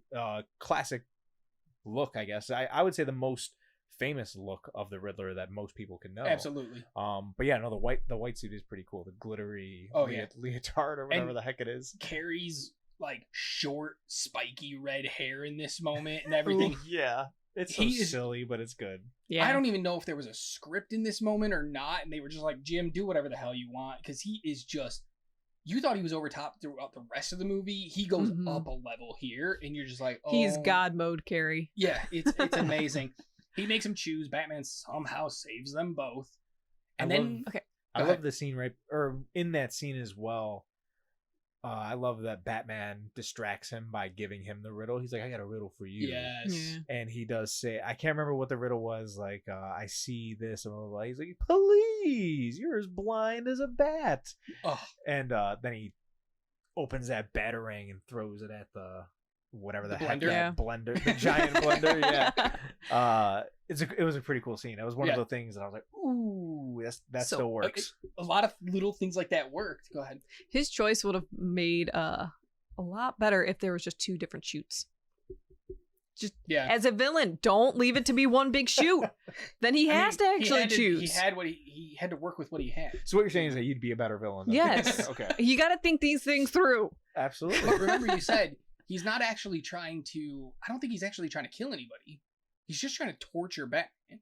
Yeah, he's trying to know how to break the bat. Make him actually choose. You have no possibility of saving both. But is it? Can you break him that way? Because it's like, okay, just make a choice. But if you can save both and you don't, that's worse. And he doesn't know going in that he can save both. So he does make a choice. I guess. He just came up from that chute. He entered from that same exact chute. So I think he knows, okay, the distance that these two are apart and the distance that I was just in that, or the width of that, it's the same chute. He did his bat math that made it so that he could make that whole beginning scene work. This is what makes Batman the best. Is that he's prepared 2 steps ahead of time anyway. Yeah, like people who want to fight me on that Superman would win in a fight with Batman. No, wrong. Absolutely not. Get out of my face. First of all, they fought, and guess what? Batman won. Whooped his ass. Yep. And not just in the movies, comics, guys. Yep. Did it. Whooped his ass. So he makes his choice, and then we get, I think, probably the smartest choice in this entire movie.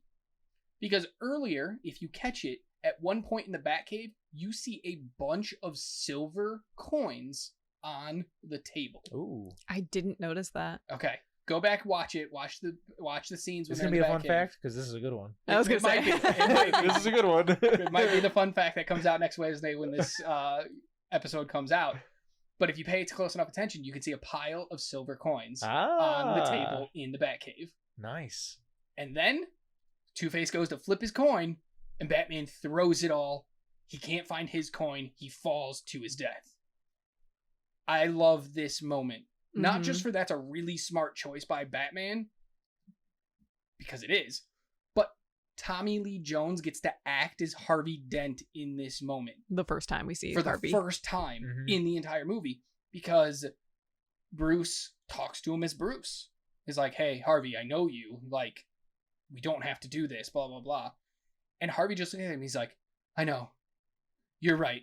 You've always been a good friend, Bruce. Well, because he reminds him to flip the coin. Yeah. And it's such a great moment. And I needed more of that throughout the rest of the damn movie. If you had to pick to have this movie be all Riddler or all Two-Face, who would you have preferred to see more of? Emily, go first. Probably Riddler. Okay. Just because I know we get a lot of him in this movie, but his story is the more interesting one of the two. Okay. With a different plot, I think the Two-Face would be very interesting. Okay. Adam? You're a Carrey whore, so I am a Carrey whore, but I'm actually gonna go Two-Face because I think this Batman, with how much they push the idea of him giving up Batman in this, he's almost a duality in this moment of I'm ready to give up Batman, but I can't give up Batman. So having him go up against another duality would be really interesting. Because like Clooney never even thinks about giving up Batman. No. Like, it just is what it is.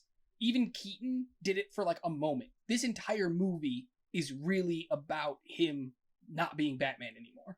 So if you put him against somebody who's fighting also two sides, would be really interesting. he had his Spider-Man 2 moment where he leaves the cowl in the trash. Yep, exactly. So I'd have to pick Two-Face. What about you? Oh man, I think I'm not a big fan of Carrey. I Carrey has good work, but I think I'd rather see Tommy Lee Jones more. And that's not me liking Two-Face more. That's just me liking Tommy Lee Jones more. So Fair. That's all I need to say because that's my opinion. So Yeah. Everybody's got one. Yep. So it's just cool way that he finishes off Two-Face. And then Carrey, Riddler, when he threw the Batarang, has like been sucking at his brain this entire time, and he becomes like disfigured and dysmorphed, and he's just completely out of it now. Yeah. Insane. 100%. Like he was a psycho before, and now his mind is gone, fully gone. We get the wonderful scene at the end. Oh yeah. So then His send off. they won. Everybody's celebrating. We get a little scene where Chase is at Arkham, which is cool to see Arkham because we didn't see Arkham in the other movies. This is the first time we get to see Arkham. Most people just like it's a prison, okay? Yeah, but this is a big deal for people who know Arkham is where they hold all the insane villains of Batman. I mean, they hold them terribly because they break out constantly. Yes. But they hold them there. And Chase is there to visit Riddler, who has a secret. And his secret is he knows who Batman is. Yeah. Chase walks up and she's like, "Tell me, Edward, who's Batman?" And Carrey just comes out of the shadows in his little, what are those called? Straight jacket. And he's like Ripped it. flying with it. And he's like, "I'm Batman." And it's so good. It is the best thing ever. It's so good. That's why you hire Jim Carrey, though, for moments like that. That was the better delivery of "I'm Batman" in this movie. Hot take. And that's it. End the movie. I do like that both characters in this movie aren't superpowered villains. I think that made an interesting take for especially Batman. There's a lot of characters that do have superpowers. So it's cool that it was just normal guys. I appreciated their dynamic together. While I would have had them separate, them working together and really seeing Riddler pulling the strings was an interesting dynamic, I thought. So it was interesting to see them together. Yeah. Okay, before we go into some questions, Matty, you got any final things you want to bring up? I do like although I hate Chase Meridian, there is a scene where she's talking to Batman and she says, she questions Batman being into her, and she says, "Oh, I'm not too crazy enough. Do I need to put on a skin tight suit and a whip and have a whip?" So she's mentioning Catwoman, which is another thing that makes this a sequel that I don't want it to be. But I was like, "Ooh, nice, good callback." Yeah, I like that. Yeah. She has another good line for me too. I love when he busts down the door while she's kickboxing, and she's like, "What are you doing?" And then he sees the Rorschach test on the wall, and he's like, "Oh, you're obsessed with bats. Like, you got a thing for bats." And she's like, "No, that's a Rorschach test. People see what they want to see. I think you're the one obsessed with bats." How she didn't figure it out sooner. But again, that goes back to my whole idea of like, she's got some agency to her. She's not just a damsel. Like, when we say, "Oh, the kiss made her figure it out," no, I think she might have been putting it together beforehand, and that was just kind of like the little tip, the icing on the cake. Yeah, cherry on top. Yeah, exactly. I do like the soundtrack to this. Ooh. So the soundtrack to this has quite a variety. It has Method Man. It has The Offspring. Hell yeah. It has U2. And it also has Seal, which is disappointing that Kiss from a Rose is a very popular song. Ever. Yeah. And it's never played in this movie. No.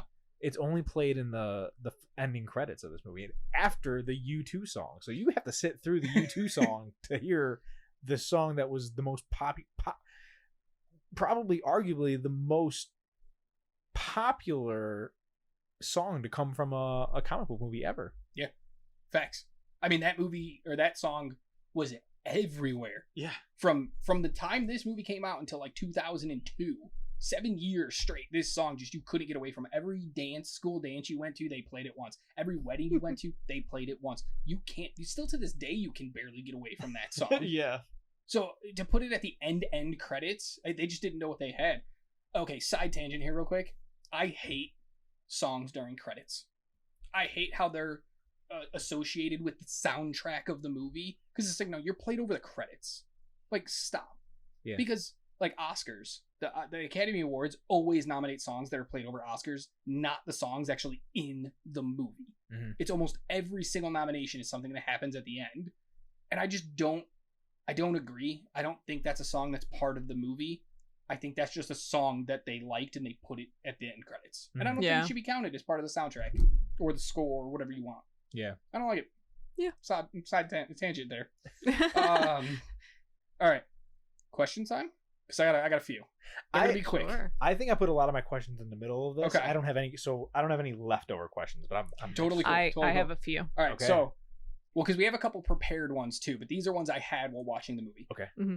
Was Carrey the perfect Riddler? Could you cast somebody better as the Riddler? I know Robin Williams was offered it, but he was pissed at Warner Brothers for the whole debacle with Batman 89, so he refused, and they got Carrey instead. And if you don't know that story, I'll tell you. 1994. In 1994, who would have been a better Riddler? Yeah. If you have one. In 1994, a better Riddler would have been Edward Norton. Ooh. He's coming off a Fight Club around that time, I think. Yeah, Fight Club 94. Fight Club was 94? No, 99. Way later. My bad. Okay, so he still would have been He was coming off of... interesting Primal Fear. Was Yeah, that around was it. I think Edward Norton would have been a decent... He wouldn't have been as silly as Carrey's, obviously, but if that's where they were going for, then Carrey is the best Riddler. Yeah. But if I had to recast him... Norton would be an excellent Riddler in, like, Nolan's trilogy. Yeah. He would have fit in nice there. Okay. Emily, no, you don't know actors. I don't know actors, but I really wish they would have toned down Carrey at the beginning and I made him agree. get more More crazy Carrey-ish as you went. Yeah. as he went. That's fair. I think it was him and Robin Williams are the only two, and I think Warner Brothers really jacked up by messing with Robin Williams for the Joker role, because I think he actually would have been a better Riddler. I think he could play at this time in 1994, 95, 94, I guess, when they were filming it. He had a better control over serious and funny, where Mhm. Carrey was just funny constantly. Yeah, Carrey's coming off of The Mask at this point. Yeah. And Dumb and 94, Dumber Dumb and stuff like that. Yeah. So he only did one note, where Robin had a little more range here. Mm-hmm. That's That's almost a hot take as well. yeah, To a say little that bit. Robin Williams would have been better. A little bit. Should Val Kilmer be discussed in being one of the best Batmen to ever put on the cowl? No, Absolutely not. No. Oh, wow. Okay. No. I absolutely hated him as That's fine. That's fine. Batman. I know.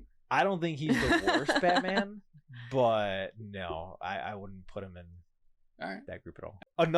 Something we overlooked is when Alfred has the Robin suit to give Dick Grayson, and he reaches in the back, and Dick Grayson says to him, "Oh, you think you're going to get fired for this?" And he's like, "Yeah, maybe they'll take me back at Buckingham Palace." Yeah. It was a funny scene. Alfred's the best. Oh, I guess we kind of already answered this one. My question was, whose movie is this? Is it Bruce's movie, Batman's movie, or Riddler's movie? Riddlers. I think that's your only three options here. I think that it's more Riddler's movie. Yeah, I tend to agree. I think in order it'd be Riddler's movie, then Bruce's movie, then Batman's Yeah. movie. Yeah. That's the order I was going to say. I did Okay. appreciate how much Bruce we got in this movie, because we actually got Detective Bruce. We got to see at the at Nigma's party him using Bruce as a cover to do detective work, Yeah, which was really to interesting. get close to that Nigma. I think they don't portray enough in the movies. Yeah, Yeah, facts. for sure. Best Bat vehicle. You can go any Bat vehicle. It doesn't have to be from this movie. In this movie, we get the Batmobile, the Batboat, and the Batwing. But you can go any Bat vehicle. Which is the best? For me, it's a Tumbler. I think it's just so Tumbler's mine good. as For well. me, I don't like the Tumbler that much. I think it's too much of a tank. I don't know. It always just was weird for me. I like the Batcycle. Oh, yeah. From Any of them. from that Chris Nolan's is really cool though. I love the way it Nolan's moves. is great. Yeah. I also love the sound design on Nolan's Batcycle. It's constantly revving. It has no top gear. Mhm. It's just vroom, vroom, vroom. It just goes the whole time, and I absolutely love it. It's got an interesting sound. It sometimes it goes. It has like like it's charging. Yeah. In a way. Yeah. It's pretty. It is And the pretty sound cool. designer was like, "Listen, we wanted to make sure that like as a car is revving, you can only hear when it hits that gear, when it switches gears, and when it settles." Yeah. The Batcycle doesn't do it. It just constantly is revving up the whole time, even when it's moving. And I'm Ready like, to go. that's perfect. Love it. So speaking of vehicles, Yeah. was this movie's Batmobile the prototype for those self-parallel parking cars? The sideway wheels when Yeah, when when they he shoots the rocket launcher at him. Yeah. That's a hot take. I don't know. I don't know. This movie was a stepping stone for a lot of technology. Seeing the FaceTime watch yeah. and everything. Oh yeah, absolutely. the backup beep alarm so that he could have fire coming out of the back. apparently. So my last question is, Mhm. apparently there are a lot of deleted scenes from this. There's almost like, I guess, a Schumacher cut, Mhm. which is much darker. Not just visually, like tonally, much darker, but is apparently very good. Have you seen any of the deleted scenes? I've watched the one where the bat, Bruce as a child, or Bruce as it's Val Kilmer as an adult, Mhm. and he has like a conversation or something with the bat that we see Face to face with it. Yeah, Yeah. super weird. Yeah, I would love to see the Schumacher cut because his vision was much darker, and then the studio was like, cut all of it. I would love it as well. Release that cut. Yeah, I would like. I'd like that cut for sure. If they made this like Zack Snyder's Justice League, where it was all black and white, I'd be cool with that too. I'd watch because one of the things that we don't like is the neon Gotham. So Mhm. if you took that away and gave us a black and white cut, I'm down. Meh. I guess I could just mess with the tones on my TV as well and give myself a black and Yeah. white. But yeah, But I want those scenes added in too. yeah, that'd Yeah. be cool. Will Shortz, do you guys know who that is? He's the New No. York Times crossword editor. He creates all of the crosswords for the New York Times, which are the hardest crosswords on the planet. He made all the Riddler's riddles in this. That's Nice. why they're actually like not surface level. Like they take a little bit of thought. I remember the first time I watched it, like I figured them out, but it took me an embarrassing long time. I think that these riddles are better than the riddles that were in the Batman. Oh, yeah. Mhm. Or maybe they're not better than the ones that are in the Batman, but in the Batman, he got them so quick. Yeah. So kind of made it Some seem like drive. yeah. Ugh. There is something that came out that Bob Kane has said that Val Kilmer is his favorite Batman, his favorite on-screen Batman. And you guys don't want to put him in conversation. I disagree with you, creator of Batman. Yep. Sorry, Bob. Yeah. Rest in Sorry, peace. Bob.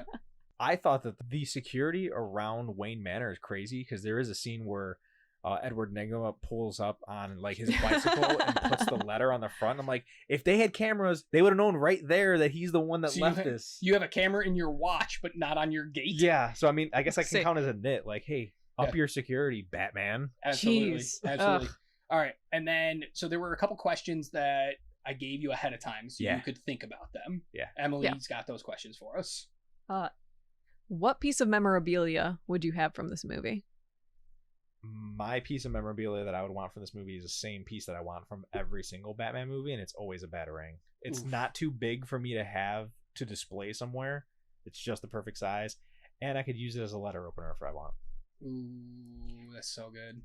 That's so good. Mine is the Riddler's question mark cane. Good one. Ooh. Yeah. I would pimp walk with that everywhere. Everywhere. Like I don't even care where it is. I could be walking into court for like murdering 9 people. I'd have that cane. in court. Why do you gotta be so violent? I don't know. It doesn't matter. You could have just been walking into the DMV. Why you gotta be murdering I was people trying to go going like to somewhere court, that man? you My probably shouldn't goodness. have a cane. You can't have a villain thing and be just to make you a villain. You can still be a good guy. Ellie, what do you got? What's your memorabilia? I want I'm gonna say Robin's gauntlets, the ones with like the daggers out the side. They were pretty Okay. like well protruding. Yeah. I want those All just right. so I can You don't want a full Robin suit? I wouldn't fit me. The gauntlets You can wouldn't get it fit you made for either. I'd have to get the Batgirl suit from the next one. There's Gross. been a girl Robin. I know, but Carrie it's not. Kelly. His suit would not fit me. I guess And so. there- You're right. And I don't want to have a mannequin in my house. Listen, Val Kilmer's Batsuit wouldn't fit me either, but it wouldn't stop me from putting it on. I would drown in it and Whoa. careful. I would drown in it and I would wear the crap out of it. Yeah. Next question. What's one thing that you would change to make this movie better? You want to go first on this one? Or you want me to go first? Yeah, I'll go first on this one. I think I would lighten it. I know it's so crazy to say that we have and I mean physically use more lighting. Okay. I know it's crazy to say because we just talked about like all the neon and everything in this Gotham, but there are so many scenes that are just incredibly dark where I'm like, I have no freaking idea what's happening here. And if you add those lights in, you can drop some of the neon down and it kind of changes the tone of the movie a little bit. I can see that. That'll help it. Yeah, that's what I would do.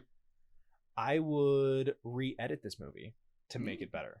I think that there's a lot of scenes that could be taken out. There's some of the quirkiness that can be done without, and it could possibly darken up the movie in not a light sense with physical lights, but like the Schumacher cut that you were just mentioned, like just to make the tone of it dark would be immensely better for it, and it could possibly make this some people's favorite Batman movie. Get rid of all the chase stuff. Because it's not a bad movie. There's enough to like in it that if it were re-edited, people would say, wow, okay, I see what I've been missing. Yeah.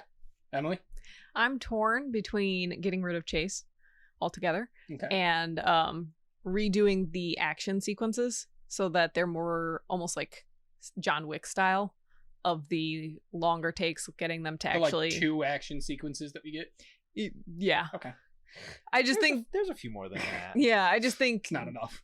It's over-stylized, those fight sequences, that it takes me out of feeling like this is a Batman movie. That's I think fair. with those done better, people would kind of see it as more of a Batman movie. Cool. All right. Next we have best thing that they got right about this Batman. Emily, why don't you start? The fact that he uses Bruce Wayne. Okay. Yeah, you mentioned that, so that makes sense. Yeah.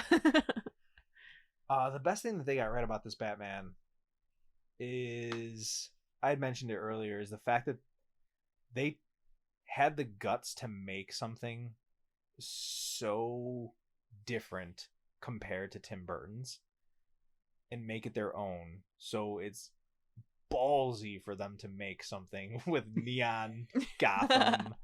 But they got it right because they showcase that Gotham is more than just one style depending on who's making it. So I think that was, I think that some people might say it's a cheap answer, but it's my answer. If you want your own answer, then let us know. That's fair. I think the best thing they got right about this Batman is his questioning of continuing to be Batman, because that's like a big part of his lore, is like, we got it in Nolan's trilogy as well, of like, when do you give it up?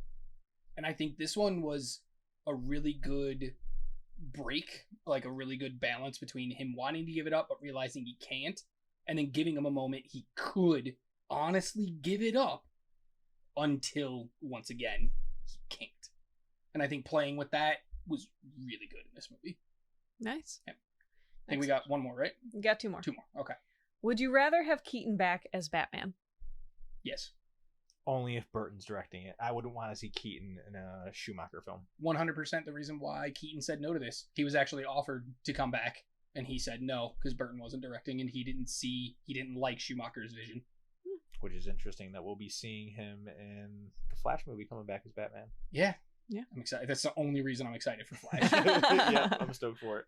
Emily, I know you don't know Keaton as Batman, really. I don't really remember those movies like at all, Yeah. but I would still say yes because I'm not a big Val Kilmer fan in this movie. You guys are not gonna like my hot take. All right, last question. Should this movie have been made at all? Easy answer. Yes. I Yes. agree. I think yes, it should have been made. Yeah. It goes off of what I think makes this movie work is to see a different style of film. And I think without this one and without Batman and Robin, we don't get Nolan's trilogy, we don't get Batfleck, and we don't get Battison. Yeah. So I've never heard him called that. Battison? Yeah. Yeah. It's the same thing with Batfleck. You know. Fair. You need to spend more time on Twitter. Yeah. Apparently. So I think it's just a necessary evil, basically. We needed it. Yeah. All right. Hot takes? Matty, I know you've already said a couple. Yeah, my hot take was that Tommy Lee Jones was a better Two-Face than Aaron Eckhart. Okay.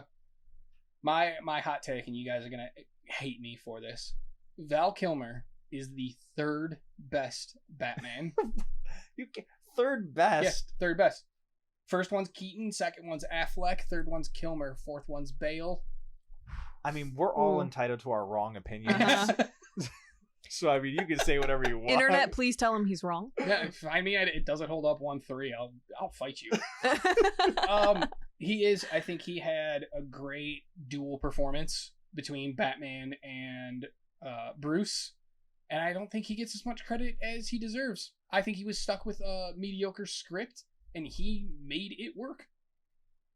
Did he? And I think Bale's a little too gravelly. Yeah. You bite And your I just tongue. don't like it. You bite your tongue, man. I don't He's right behind you. How dare you say that? Is this gonna come to fisticuffs right now? I feel like. Oh my goodness. I put Bale at 4. I put Pattinson at 5, and then I put Clooney in 10th. I mean, In there's, 10th? There hasn't Wow. been 10, but it doesn't matter. Wow. I mean, there's crazy Okay. people out there that think that Adam West is the best Batman. It's like, get out of here, please. He's the best Batman for that version of Batman. That's fair. That's- He was very fun. Yeah, that's the same thing you could say that about Val Kilmer. He's the best version for this Batman Yeah. too. So like, that's for not me, really a good answer. Third but- best Batman. Emily, what's your hot take? Before Matty kills me. Robin is really wasted in this movie. Like, he gets a lot of nice moments, but he's very sidelined for a lot of this movie. And I think that's mostly because of them wanting to put in that romance. Like, I think they should have given him more time to grow and let this be a Batman and Robin movie. No pun intended of there actually being one called Batman and Robin. But if you're going to introduce this character, give it more time to breathe. Yeah. So you wanted to have some Bruce and Dick bromance versus Chase and Bruce romance. Oh, of course. Yeah. I'd take that any day. Cool. I'll be down for that. Yeah. Yeah. All right, so normally we go into awards after hot takes, but I just want to take a second and Retract talking- your last statement. no, we're talking about some of the best Batman here, like Val Kilmer, and I know there's one that we can't talk about. We can't put him in the same vein as all this because he's not live action, Oh. but he is my personal favorite Batman of all time. The late, great, irreplaceable Kevin Conroy, who voiced Batman from 1992 until 2018. Until his death, he's in the newest Suicide Squad Kills the Justice League video game. So he did He is. I Yeah. didn't know he was the voice back for that. Yep. So He did up until his death, Yep. this is what he was known for. He did a lot of other stuff, but he is what is known. He is the voice of Batman for many, many people. And it's tragic. We lost him. Mhm. And Matty, I know I'm literally goosebumps, guys, just talking. Like, look at goosebumps, it's just talking about legit. Kevin Yeah. Conroy as I'm making her watch the entire thing right now, the whole series of the animated series. So I want to give you a moment just to talk about what I assume is your favorite Batman in Yeah. Kevin Conroy. Yeah, no, he definitely was or is. It's crazy because we had mentioned Kevin Conroy when he had passed on our show, and talking about how going forward I read comics. Like I said, I buy a lot of comics a month, and every time I read a Batman comic, it's always Kevin Conroy's voice. this dude is irreplaceable as the voice of Batman. And there's been a lot of animated feature films that have come out, and there's been so many different Batman, and nobody comes close to Kevin Conroy. And it's amazing what he done. I didn't know. It's unfortunate that he was snubbed at the Oscar Memoriam section. They don't show him at all. It's bogus. And it's crazy. There's a lot of things about him that I didn't know. I had no idea that he was a gay person. And I was like, wow, blew my mind. So it just makes me love him more. Yeah. It's incredible. And his performance is just, like you said, whenever I hear or see Batman, it's his voice immediately. Yeah. Like, I don't even care that, like, Jensen Ackles of, like, Supernatural voices Batman in a few things. In my head, I don't hear him. Mm-mm. I hear Conroy. Like, it doesn't matter who's actually voicing him. I will replace you. Yeah. Period. And no matter what they do, they always try to mimic Kevin Conroy's voice, too. It's like, you're not, because he was the first one who did a split voice. Yeah. Everybody before him, they didn't do it. Keaton was just Keaton's voice. Batman, Bruce, doesn't matter. Wes, same thing. Conroy came in 92 and was like, should they have different voices? Yeah. And he did it, and it works so well, and that's why he played it for 20 plus years.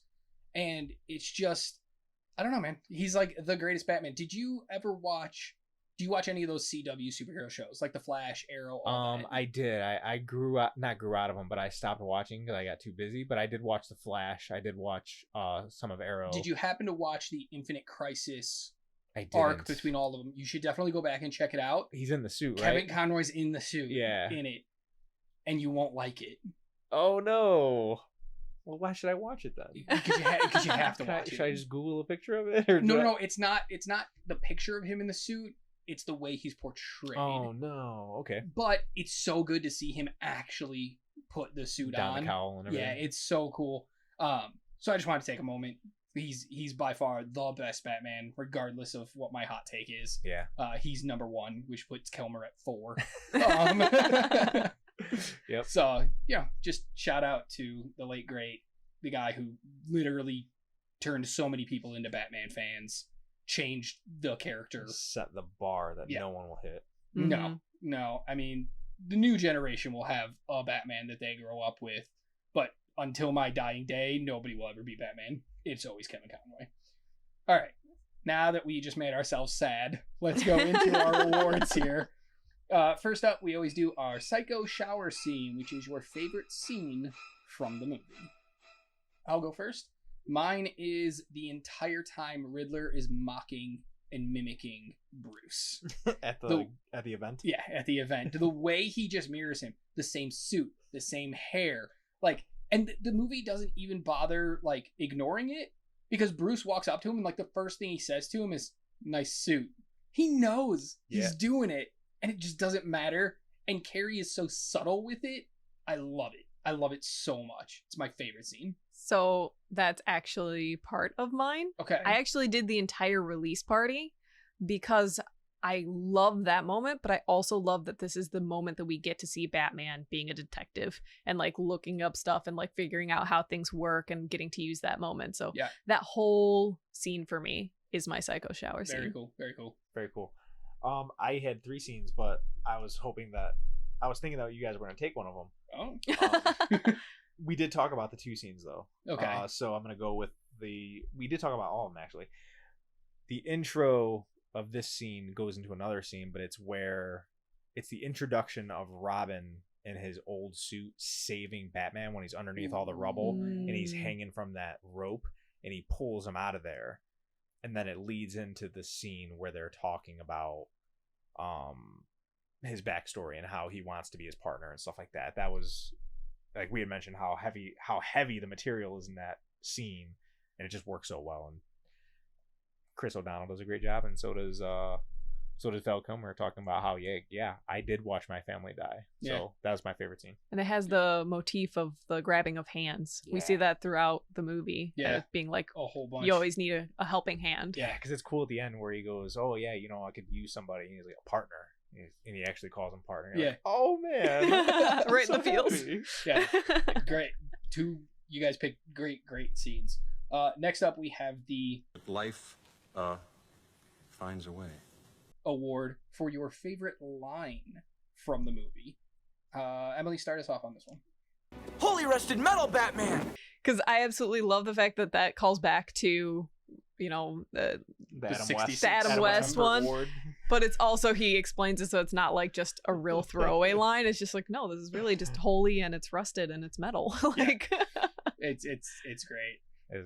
Matty, what do you got? I have the very first line of this movie. Can I persuade you to take a sandwich with you, sir? I'll get drive-through. My favorite line of the movie. What? Really? It's so You gotta have an Alfred It's line so in there. good. All right, yeah, I love it. Is it not a good line? No, It's it a is. good It's line. perfect. Because I can imagine this is the Batman that would get drive-through, like 100%. in the Batmobile and Oh, everything. Imagine Yeah. being that person at McDonald's who is like, "Hey, welcome to McDonald's. Can I take your holy crap? It's Batman." Put it on the back cover. Holy Big Mac, Batman! Yeah. As we know, in the next movie, he has the Bat Forever card. Yeah. So I don't have one. that's I sad. sat here and I racked my brain since watching this movie for the pod. I thought and I thought and I thought, and there was not a single line that really just jumped at me as my favorite. So I'm gonna be super cliche and just put Riddler's I'm Batman. You don't That's want. You don't want Riddler's. He might get bronze, or you might have to settle for bronze. Yeah. When he throws him out the window. Oh Yeah. my gosh. Yeah, I think some of the lines are just, they're funny, but like they're not memorable. And so Yeah. I just didn't really, I couldn't really, I sat down and I was like, I can't even think of a line, let alone what my favorite one is. Yeah. So I'm going to cheap out here and just say I don't really have one. Okay. Next up is the Han Shot First Award. What you think held up the worst from this movie? And Matty, go ahead and start us off. I think there's a possibility that Emily and I will have the same one. Is it Chase Meridian or Nicole Kidman as Chase Meridian? It's the forced romance for me. So we kind of tie into each other. Oh, yeah. How about you? Is it the same? No. Okay. Something is worse for you? Yeah. Oh my gosh, I can't wait to hear it. For me, it's they have absolutely no chemistry. They don't. Those two actors together, and it's just rammed down your throat the entire time. I was just like, get rid of it. Yeah, whatever. You guys both suck. Nicole Kidman's the worst part of this movie. Hands down, the worst part of this movie. Them together is the She's worst. It's got to Listen, go. The worst part of this movie is Tommy Lee Jones's Two-Face. Oh my god. I talked about it up front. I don't know what he's doing in this entire movie. He makes zero sense. He's all over the place. You can't match crazy with crazy. And that's what he was trying to do with Jim Carrey, and it doesn't work. It just doesn't. So for me, it's what holds up the worst. When he's on, like, just get rid of him. If you're going to focus that heavily on Riddler, you don't need Two-Face. The Graysons could have died in a way of like an accident or any other possible way. The Riddler Mhm. Riddler needed to be taught how to be bad. I guess. Stupid. Hate it. The Riddler needed his henchmen. Riddler didn't have his own henchmen. He Yeah. took someone else's He henchmen, needs the basically. manpower. Last of Yeah. Two-Face. last award is our Paul Rudd Award for the thing that holds up the best. Mine's Jim Carrey as the Riddler. Period. I think his performance is fantastic. I think for a live action Riddler set in a neon painted Gotham, it needed to be that crazy. Not his performance as Nigma.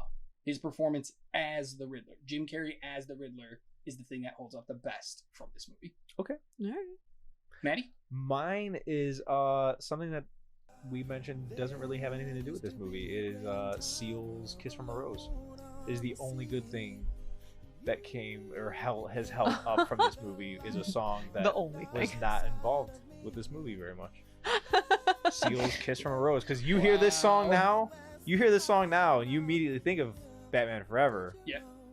And you think of bat nipples, and you think of Val Kilmer, and you probably think of how awful Chase Meridian is.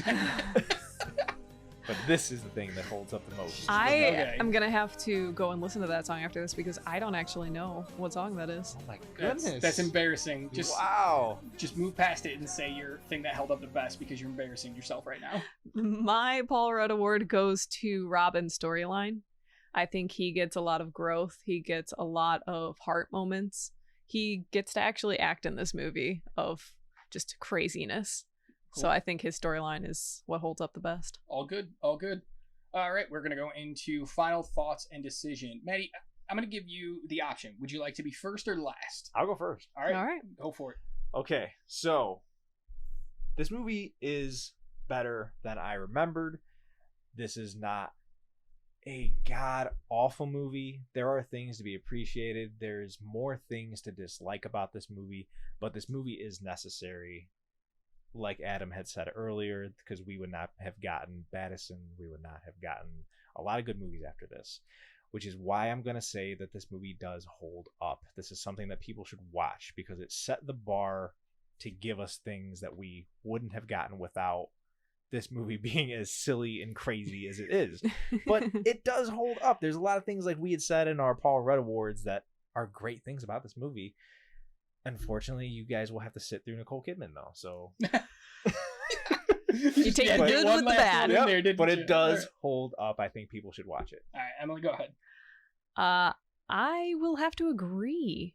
I actually do think it holds up. I got a lot more out of watching it this time than I did any other time before that, but that's mostly because I was willing to look beyond just the craziness that is Tommy Lee Jones and Jim Carrey as their villains, because they are just extreme. Don't get me wrong. They're insane. But if you look past that, there's a lot of nuance to this movie that I'd never noticed before. So it's definitely worth a rewatch, and I think it holds up for that reason.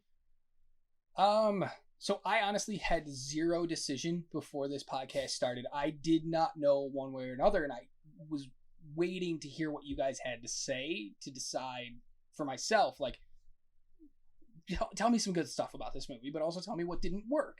You know, you guys have different opinions than me. And I'm going to go with both you guys. I think it does hold up. I think really what pushed me over the edge was something Matty said pretty early on, of just think about comic books and how there's always a new artist coming in who puts their own spin on things. And when you're matching this as continuity to 89 and 92, it's like, God, why couldn't they just do that again? I like those movies. And I was always mad at it for that reason. But then looking at it as in like, all right, ignore that Alfred's the same and think about a new artist coming in and putting his spin on Batman. Does it work? And it does exactly what Schumacher did, what he wanted as Batman's current artist. And for that reason, like, I can't knock it. It holds up. Across the board, man. Yeah, I was really surprised at that. Now, if we did Batman and Robin, that's an automatic hell no. Oh, I don't know. That's Emily's favorite. I'd be tossed up for that. Yeah. So, yeah, that's interesting. Maybe when if people want a bonus episode, yeah, we'll throw that one at them. We're gonna sit on the couch though and watch it while we do the episode. Oh my God, yeah, we'll do a watch along. It'll be great. Just tearing it apart as we go. Cool. All right, guys, there you go. 3 holds up. I did not see that coming. I thought for sure at least one of us would say no. Matty, why don't you tell the people where they can find you and pitch yourself, man? Let our crowd know what you're into. For sure. So if anybody wants to get at me and tell me that Nicole Kidman was good in this movie, you guys could hit me up on Twitter at thematman22. It's spelled just like Batman, just with an M at the beginning. If you guys want to hear me talk about some nerdy stuff, I have another show called No Nerds Were Harmed, and I am with my co-host Tyler, and my wife is our producer. We talk about movies, comics, games, and all things nerdy. If you guys have kids and you guys would like to listen to a kid-friendly show, I have another podcast called It's Movie Night that I do with my wife and my 2 daughters, and we talk about movies of different genres and different ratings. We basically make our daughters the guinea pigs to let you know if your kids might be willing to watch certain movies that might be too scary. Maybe they're just too silly, so you'll get our parents' perspective of saying this movie's not very good, but we'll give everything either a thumbs up, a thumbs middle, or a thumbs down, and let you know if you guys should add it to your movie night list. And that is It's Movie Night. The other one with a lot of cursing is called No Nerds Were Harmed. And you can find those everywhere podcasts are available, right? Yes, you can Spotify it, you could Amazon, you can tell Alexa to do it. I won't say that too loud because if you're listening, then maybe Alexa's going to hear it. But Apple Music, you can look it up on YouTube. And you can also check the description for this podcast. I'm going to put your link tree in there. Sweet. Click on the link tree that says No Nerds Were Harmed. It'll take you to where all of his podcast stuff is available. I recommend them. I listen to No Nerds Were Harmed every time you guys put out a new episode. It is always a good time. It is much different than this. You are going to hear the F word said about 187 times per episode. I honestly think it rivals the Leonardo Listen, movie. Martin Wolf of Wall Street. Martin Scorsese has nothing on the No Nerds Were Harmed podcast when it comes to vulgar language. Oh, yeah. But no, you guys actually, it's a wonderful podcast. You guys have a ton of good stuff to say about movies. You guys cover older stuff. You guys cover new stuff, everything. You guys have nerd news on there too, which is awesome. You also do a read, play, watch, like I talked about earlier, which is it's a great time, guys. Definitely check it out. It's movie night. That's a new thing that you just started. I also listen to that. It's wonderful. Those are the most adorable guinea pigs ever. Yeah, they're just gonna say that out loud. The girls are the best. All you got to do is listen to one episode of It's Movie Night, and you're like, cool, I'm hooked. Let's just every week, let's go. Fall in love with those little voices. Listen to it when you're bringing your kids to school. You can see if they like it. Exactly. It's pretty cool. And then also, thanks for having me on here. I appreciate it, you guys. I had fun talking about this movie, and it was a blast. Excellent. Thank you. I appreciate you being here. But you're also going to hang out with us a little longer because this Friday we have a YouTube episode coming out where we're going to fan cast the Teen Titans in the DC universe. In the meantime, you guys know the drill. You can find all our socials at the link in the description, Linktree, TikTok, Instagram, all that stuff. Come check it all out. Always good content. In the meantime, keep watching movies. Bye.